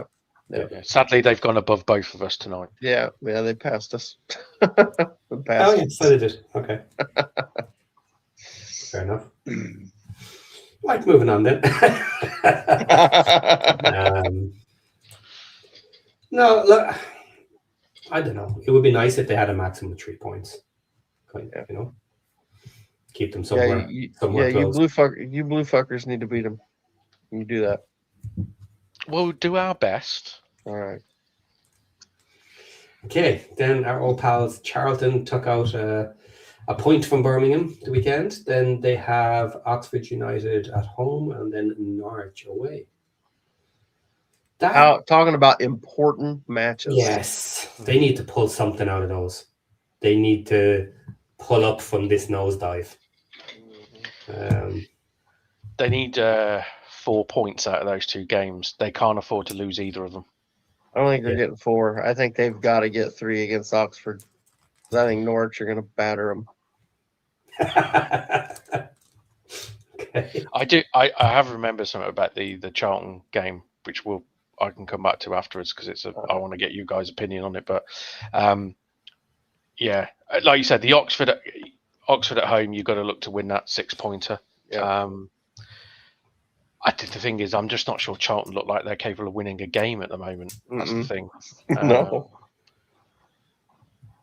You do. It's one of those. If they beat Oxford, you could see them getting something away at Norwich. If Oxford come and do a number on them, for example, and if Oxford come and win that game, you kind of fear for them away at Norwich. I'm not going to lie.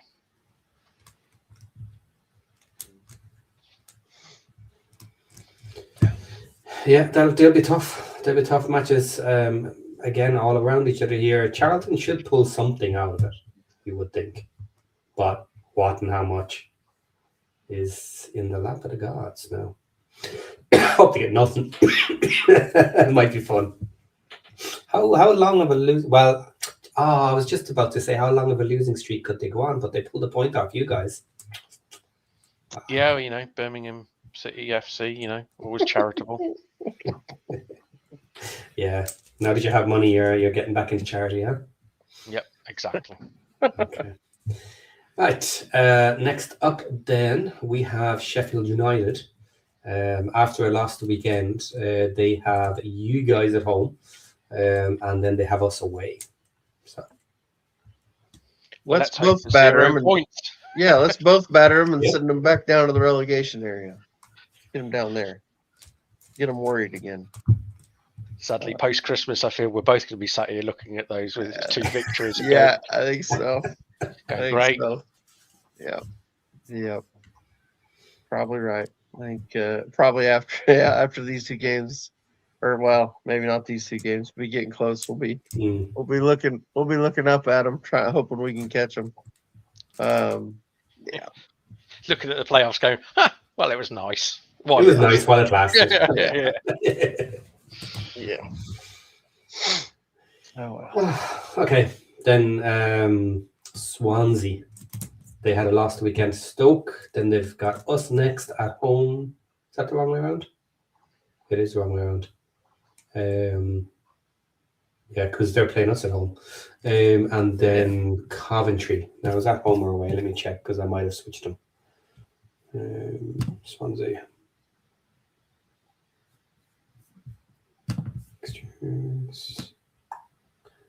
Yes. Yeah. I switched them. The colours backwards. Okay. They could lose both. They should certainly lose against Coventry, you would expect. That one. Depends how it shows up. This is going to be a tough one with our boys are going to be up for it, obviously, because of losing out in the last one. So I think they'll be up for it, but it's an away match. It's a tough fixture. If they show up as well, it'll be a tough one for us. Maybe a draw wouldn't be the end of the world, actually, if it comes down to it. If we're not playing particularly well, and we might be happy to get out of there with a draw. because you don't like Yeah, I was looking forward to this because they were in such poor form, and it just seems like they're starting, like John said earlier, it's starting to get a little feel good factor. It's starting to feel like they can win some games. I think we might have just caught them right at the wrong time. But yeah, it happens. You never know. I'm not sure whether it's good or bad they have Coventry afterwards, because I think it puts more pressure on the game against you to win it almost. Take some But points. Yeah. Mm-hmm. I'm not, like I said, I don't know whether that's good or bad for you, if you know what I mean. Yeah. Well, that's a fair point. If they look at the next two matches and say, okay, let's be honest, we're probably going to lose to Coventry. And then if they lose to us, that's 0 points out of the two matches. They can be caught by Blackburn, Portsmouth, and Oxford. Mm-hmm. And even on goal difference then with Norwich. So they'd be, if Norwich win both. Now, they probably all won't, of course. But they will certainly drop a few places if we do a number on them at home. Yeah, if they lose those next two games, that sort of little feel good factor has been shoved right dead. back in the it's back in the bin and being kicked down the road, isn't it? So. Yep. Blackburn then, fighting as well to stay away from relegation, had a loss at the weekend to Portsmouth. Then they have home to Millwall and away to Middlesbrough. Good luck. They're not getting anything.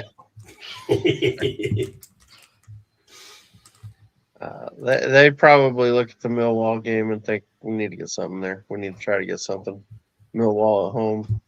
I mean, I know Millwall's been on good. They're on a good run, playing really well. But of the two, I think that's the one you look at and think, okay, that's probably the one we want to get.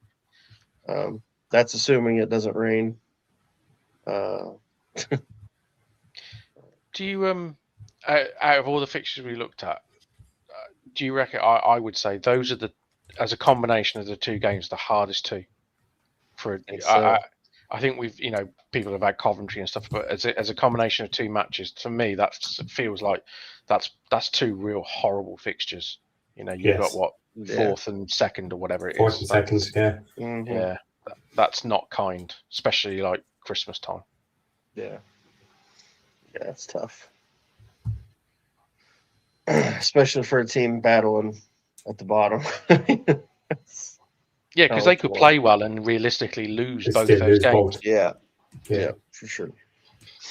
Okay, well then let's almost try and treat the end of this table as one big group then. So we have Portsmouth are going to be playing away to Derby and at home to QPR. Oxford has Charlton away and then Southampton at home, which is not great. And then we have Norwich. They have, who's that?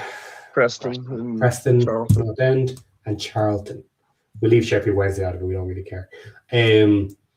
So that from Charlton down, because then there's the gap to Derby, right? From Charlton down and two matches to play. Who's going to be closest to the end of this table after that? Can Norwich? Let's start from the bottom. Can Norwich drag their way out with Charlton and Preston? Can they pull a 6-pointer? I'm not sure they beat Preston away. Tough. Yeah, I think they could get 4. I could see 4 points there. Yeah. As a max, puts them on 21, which maybe jumps Oxford and Portsmouth. Okay. Oxford have Charlton and then Southampton. That's hard. I think they end up with 1 point there because I think they draw. I think they draw away at Charlton, but get beat by Southampton. Yeah, I agree. So they're only on 20, and Norwich could have jumped them. So they're sliding down. Norwich might be up 1. Portsmouth then have Derby and then QPR. Possibly. They could get a few points out of that. Depending. Yeah, they could. I don't know. They've just been so bad, though, and just never look like scoring. Maybe even 2 points, even. Maybe. 2 points or I don't know. A lucky win. I think they get a point if they're lucky. If I'm being honest, Yeah. I think they'll lose away at Derby, and they might get a point at home against QPR. Mm-hmm. Okay. Then Blackburn.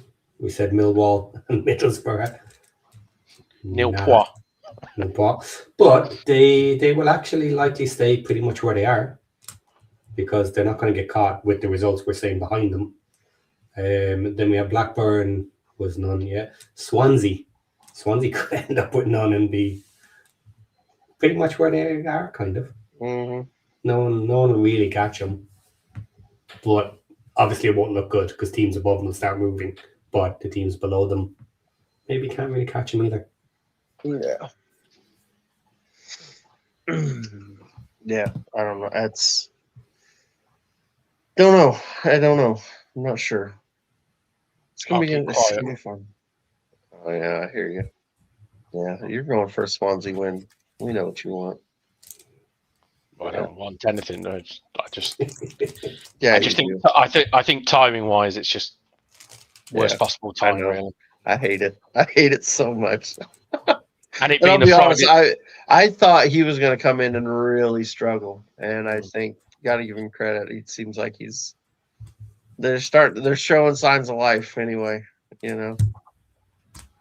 That game just all feels like it's set up for it, where it's Friday night, it's on TV, full house, bit of feel. Yeah, just feels all wrong for you guys to go there right now. For me, it does, but it's about time we have a big win on TV. We always play shit when we're with the featured TV team.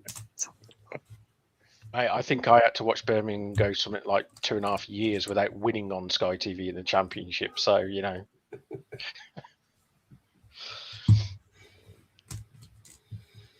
Okay, so that's it with my graphics, guys. Right, that's been 2 hours, basically. Can we think of anything else to talk about? Not really. I don't think there's any big stories. Nothing. There was something that popped up in the Charlton game, which I want to get you guys' opinion on. Okay. Yeah. So I don't know the rules behind this, and I don't know how it all came about, but this is from what I saw on the touchline. Lloyd Jones, who's their captain and centre back, got a blow to the head, from what I can tell, in the first half, and he was clearly in distress because he went down. And he was down for quite some time. He then came off onto the touchline, and the game then started to carry on. And it looked like he was getting treatment off both our physios and their physios. And then there was a bit of a kerfuffle on the touchline there was messages going back to the dugout and all that. And then it almost looked like, not that he collapsed, but he almost kind of fell to his knees. And it looked like he was physically sick on the side of the pitch, which looked to me, I was like, well, that's clearly a bad bang on the head. Mm-hmm. Yeah. And then there was a physio, and then Nathan Jones went running up the touchline out of the technical area to go and speak to the physio staff. The physios and the doctors were sort of talking to him. The player came over and obviously said something to him, and then Jones just told the physios to go away and sort of shouted something to Lloyd Jones. He kind of nodded or did something, and then Jones sort of told him to come back to the touchline, and he came back on. It looked like the physios and the doctors were saying he can't carry on, and it looked like that Jones had turned around to the player and said, "Are you okay?" And of course the player said yes, and Jones has gone, "Yeah, get back on, lad." That's what it looked like from the touchline. I like I said, that is from, I haven't read anything afterwards. I haven't seen anything reported afterwards, but that's what it looked like. I mean, I didn't see it initially, but it was my dad sort of pointed. He said he literally said he just fell to his knees, and he had his head almost between his knees. It looked like he was physically sick, and you could tell he wasn't quite all there coming off the pitch originally. Yeah, I was. I don't know the rules behind it all. And it may not have been a head injury. I may have misinterpreted it, but that's what it looked like. But it just seemed, the bit that almost convinced me was the fact that you could tell the physios or the doctor, or whatever it was, that they were adamant, because one of them was sort of doing this with his hands and all this sort of thing, as if saying he can't carry on, sort of thing. And then there was this, the player, you could tell desperately wanted to come back on the pitch. and it, like I said, it took Jones to run down the touchline. I mean, we're not talking like, he was down by about 5 yards away from the corner flag, so Nathan Jones has literally run all the way down there, sort of spoke to them, basically turned around to Lloyd Jones and obviously put his arm around and said something. You could see Jones nodding, the defender nodding his head, and then Jones sort of just slapped him on the backside and sort of pointed him to get back to the halfway line, where then he came back on the pitch. So that's interesting. I don't know what the rules are in the champion or in the EFL for their concussion protocol. I know for us, like in the NFL or almost most sports here, basically they've taken it away from the players and the coaches, and it's the medical staff basically has if they don't think a player can continue and it's a head injury, it's done. There's no questioning it. That's kind of what I thought it was, because it was clear there was I won't say heated, but there was shall we say, a frank conversation between Jones and one of the physio staff after the player had got back on. And you could tell the physio staff by his body language was not particularly happy. So it felt like he'd been overruled, but I didn't realise they could do that, if you know what I mean. It just, we saw him come back on and we saw the whole kerfuffle and we thought, well, Jones has clearly overruled his physio staff there. And somebody said, well, it can't have been a head injury then, surely, because he wouldn't have been allowed to do that. Yeah. Well, I'm assuming this would have to be one of those situations now that if that is what happens, the physio staff have to man up and report this. Yeah. Because here's the thing, is the physio staff, you're putting your livelihood on the line as well. Of course, the player is potentially being put on the line as well by going back out, which in one respect you can say, well, that's their problem if they collapse. I didn't want them going out and they also ignored me. But from a player's point of view, of course they can try and ignore you. They've got a bloody concussion if you're right about it. They're in no fit state to tell you anything. They should not be deciding. And the manager shouldn't be deciding either. So if it was a head injury, those physios better kind of man up for their own position. Now, the problem is you're kind of putting yourself up against the manager, putting yourself up against the owners, because what you should do is report the manager. But then it becomes official. Then what do your owners do? Do your owners man up and say gross misconduct and get rid of the manager? I've never seen it done. Do you know any story of a manager going under gross dismissal, which I'm assuming is there in the contract? I'm sure they could, but more than likely what they'll do is they'll sweep it under the rug and get rid of the physios. Or they'll just say he was physically ill and it wasn't due to a head trauma or something. That, in all fairness, that might be the case, but just from it was one of these where he went up for a tough challenge. I think it was with Dutch sort of a few minutes before, and he got a bit. It might have actually been Clara from a set piece, but he got clobbered. He was in a bit of a melee, and he did get clobbered. And then he went down, and you kind of thought, not surprised because he took a hefty one in that, the last sort of set piece. So you just assumed it was a head injury. I mean, hey, he might have been ill before the game, but the fact was he carried on and played the entire game afterwards. So it's like, well, I suppose he can't have been that bad in that sense. But it was just interesting to get your opinions, because I kind of looked at it and it just felt wrong from the touchline. It didn't feel like that was the right way it should have been handled. Yeah. So Matt White said there, he's just kind of checked the rule book. He says from the EFL rule book, anyone with a suspected concussion must be immediately removed from play. So that's the general understanding, as everybody knows it. So if that is what was suspected, it should have been done, and the manager should not have been able to overrule it. But then you should have had that argument on the pitch when he came down to check to see if the player was okay to get back on. That's when you really should have had the argument. You should have turned around and said, no, you're not asking him, is he okay? You're not putting him back on the pitch. I'm in charge of this medically. I'm saying that he has a suspected concussion. He's not playing. that would have been the correct time to do it. Because I think. Go on. I was going to say, I think the other thing is, I guess we just have to take people's word for, if the rules are he must be immediately removed, it must not have been a head injury. Yeah, Head injury, right? Yeah. Because if those are, if that is stated in the rules and it was a head injury, and then that is a serious breach of rules in this day and age. Yeah. And I can't, as much as I like to joke about Lathan Jones and I don't like the guy, I can't believe he's that. No, you wouldn't think so. Yeah. Yeah, because we had in one of our matches where a player had head injury, and we had to take them off. And I was looking up the rules afterwards because we got an extra substitution because of it. And then people were saying, "Oh, we cheated and we did this on purpose, and it wasn't a head injury. We'd no substitutions left." Blah blah blah. Oh, it was Danny Ward. It was Ward when Danny came off. Yes. So I was looking into it to see exactly what it was saying, and basically it really all comes down to the physios / the doctor, that you can just do it.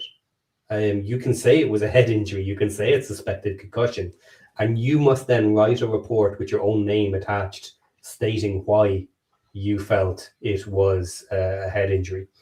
And the referee will also put a report in. So if the referee wished to do so, the only thing he could do in that scenario is allow you to make the substitution, even if he doesn't think it was a head injury. Because in the Danny Ward situation, the head injury kind of came from the fall, not the actual incident itself. Yeah. So if there was a case of where a team was faking it, right? Let's say a player went down, hurt their shoulder, knew there was no substitutes available, and kind of just said, "Oh, doc, my head," and then he knows as well, okay, yeah, I'll write you up for that. We'll take you off the pitch. The referee could, in theory, put his report in saying he does not believe that this was the case. You should look into it. But ultimately, it goes on everybody's word. At the end, there's not much you can do about it, really. I doubt anything would happen, even if the ref put it in, because you can't prove it. You know what I mean? Even if he got a scan and there was no concussion, okay, so he didn't have a concussion. It's not that he has a concussion; it's suspected. And I'm the medical guy from my team. What are you going to do? Not take my word for it? So yeah, you can cheat in that scenario if you want. The opposite way around from what we're talking about. But yeah, if it was a head injury, the time was on the line to turn around in front of Jones and just say, "Nope, he's coming off. He's with me. I'm taking care of him. He's coming off."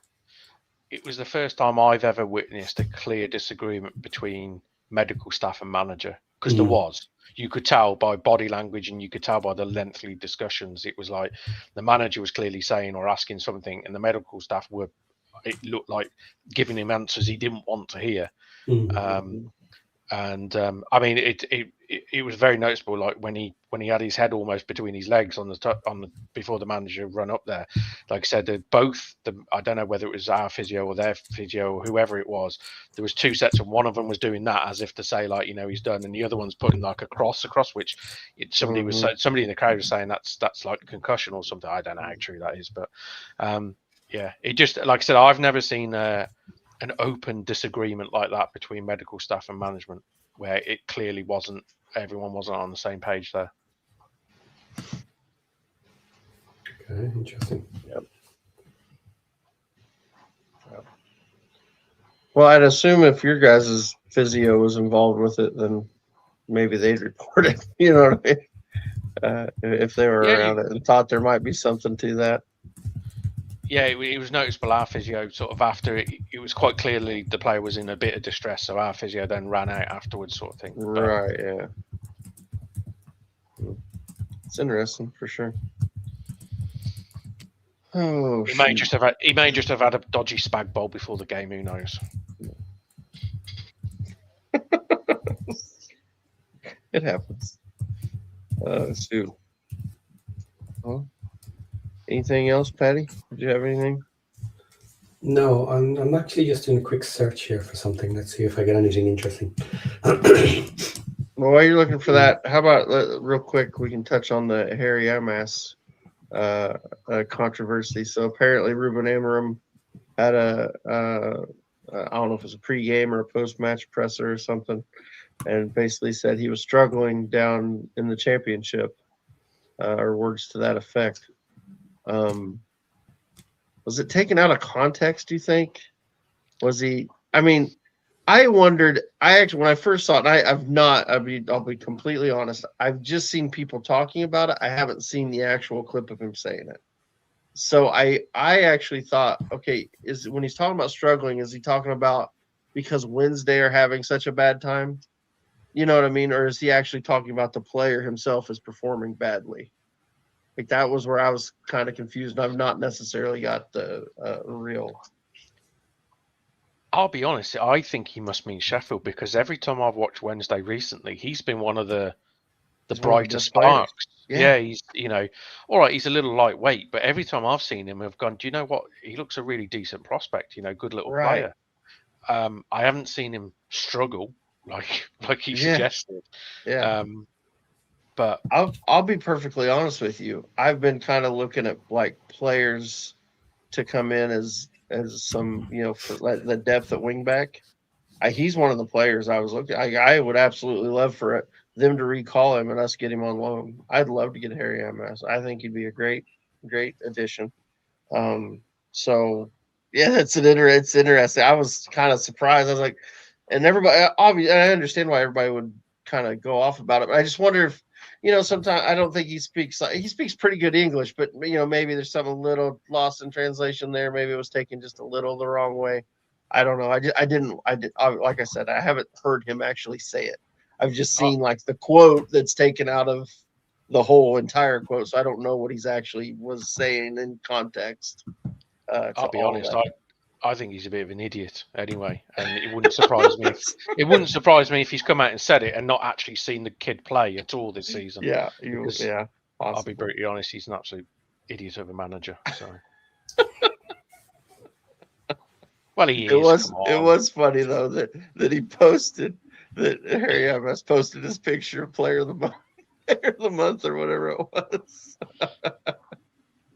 That he apparently took down afterwards. Yeah. Do you reckon he was asked to take that down, or do you think I'm almost positive he was. Positive he was. But he got his point across. Good on him. I don't mind. Yeah, and in all fairness to him, he probably thinks, all right, last you at Man United anyway, because there's no way he stays there as a manager for long. Yeah. No, I can't believe he's still there, to be honest. To be fair to him, they have gotten some results, but yeah. Do we know if Josh likes him as manager, or does Josh? That's what we need to do. Josh, you still out there? We know you're in the chat. You're listening. You got to be. Get in here and tell us what you think of Amorim. Hey, are you Amaron in or Amaron out? And then while you're at it, tell us what you think about Parky. We want to know what you think, Josh.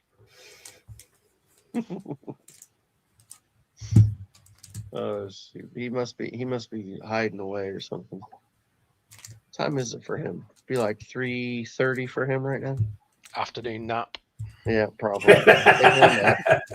Taking a nap. Taking a nap while we're slaving away on the podcast. That's what it is. Things never change.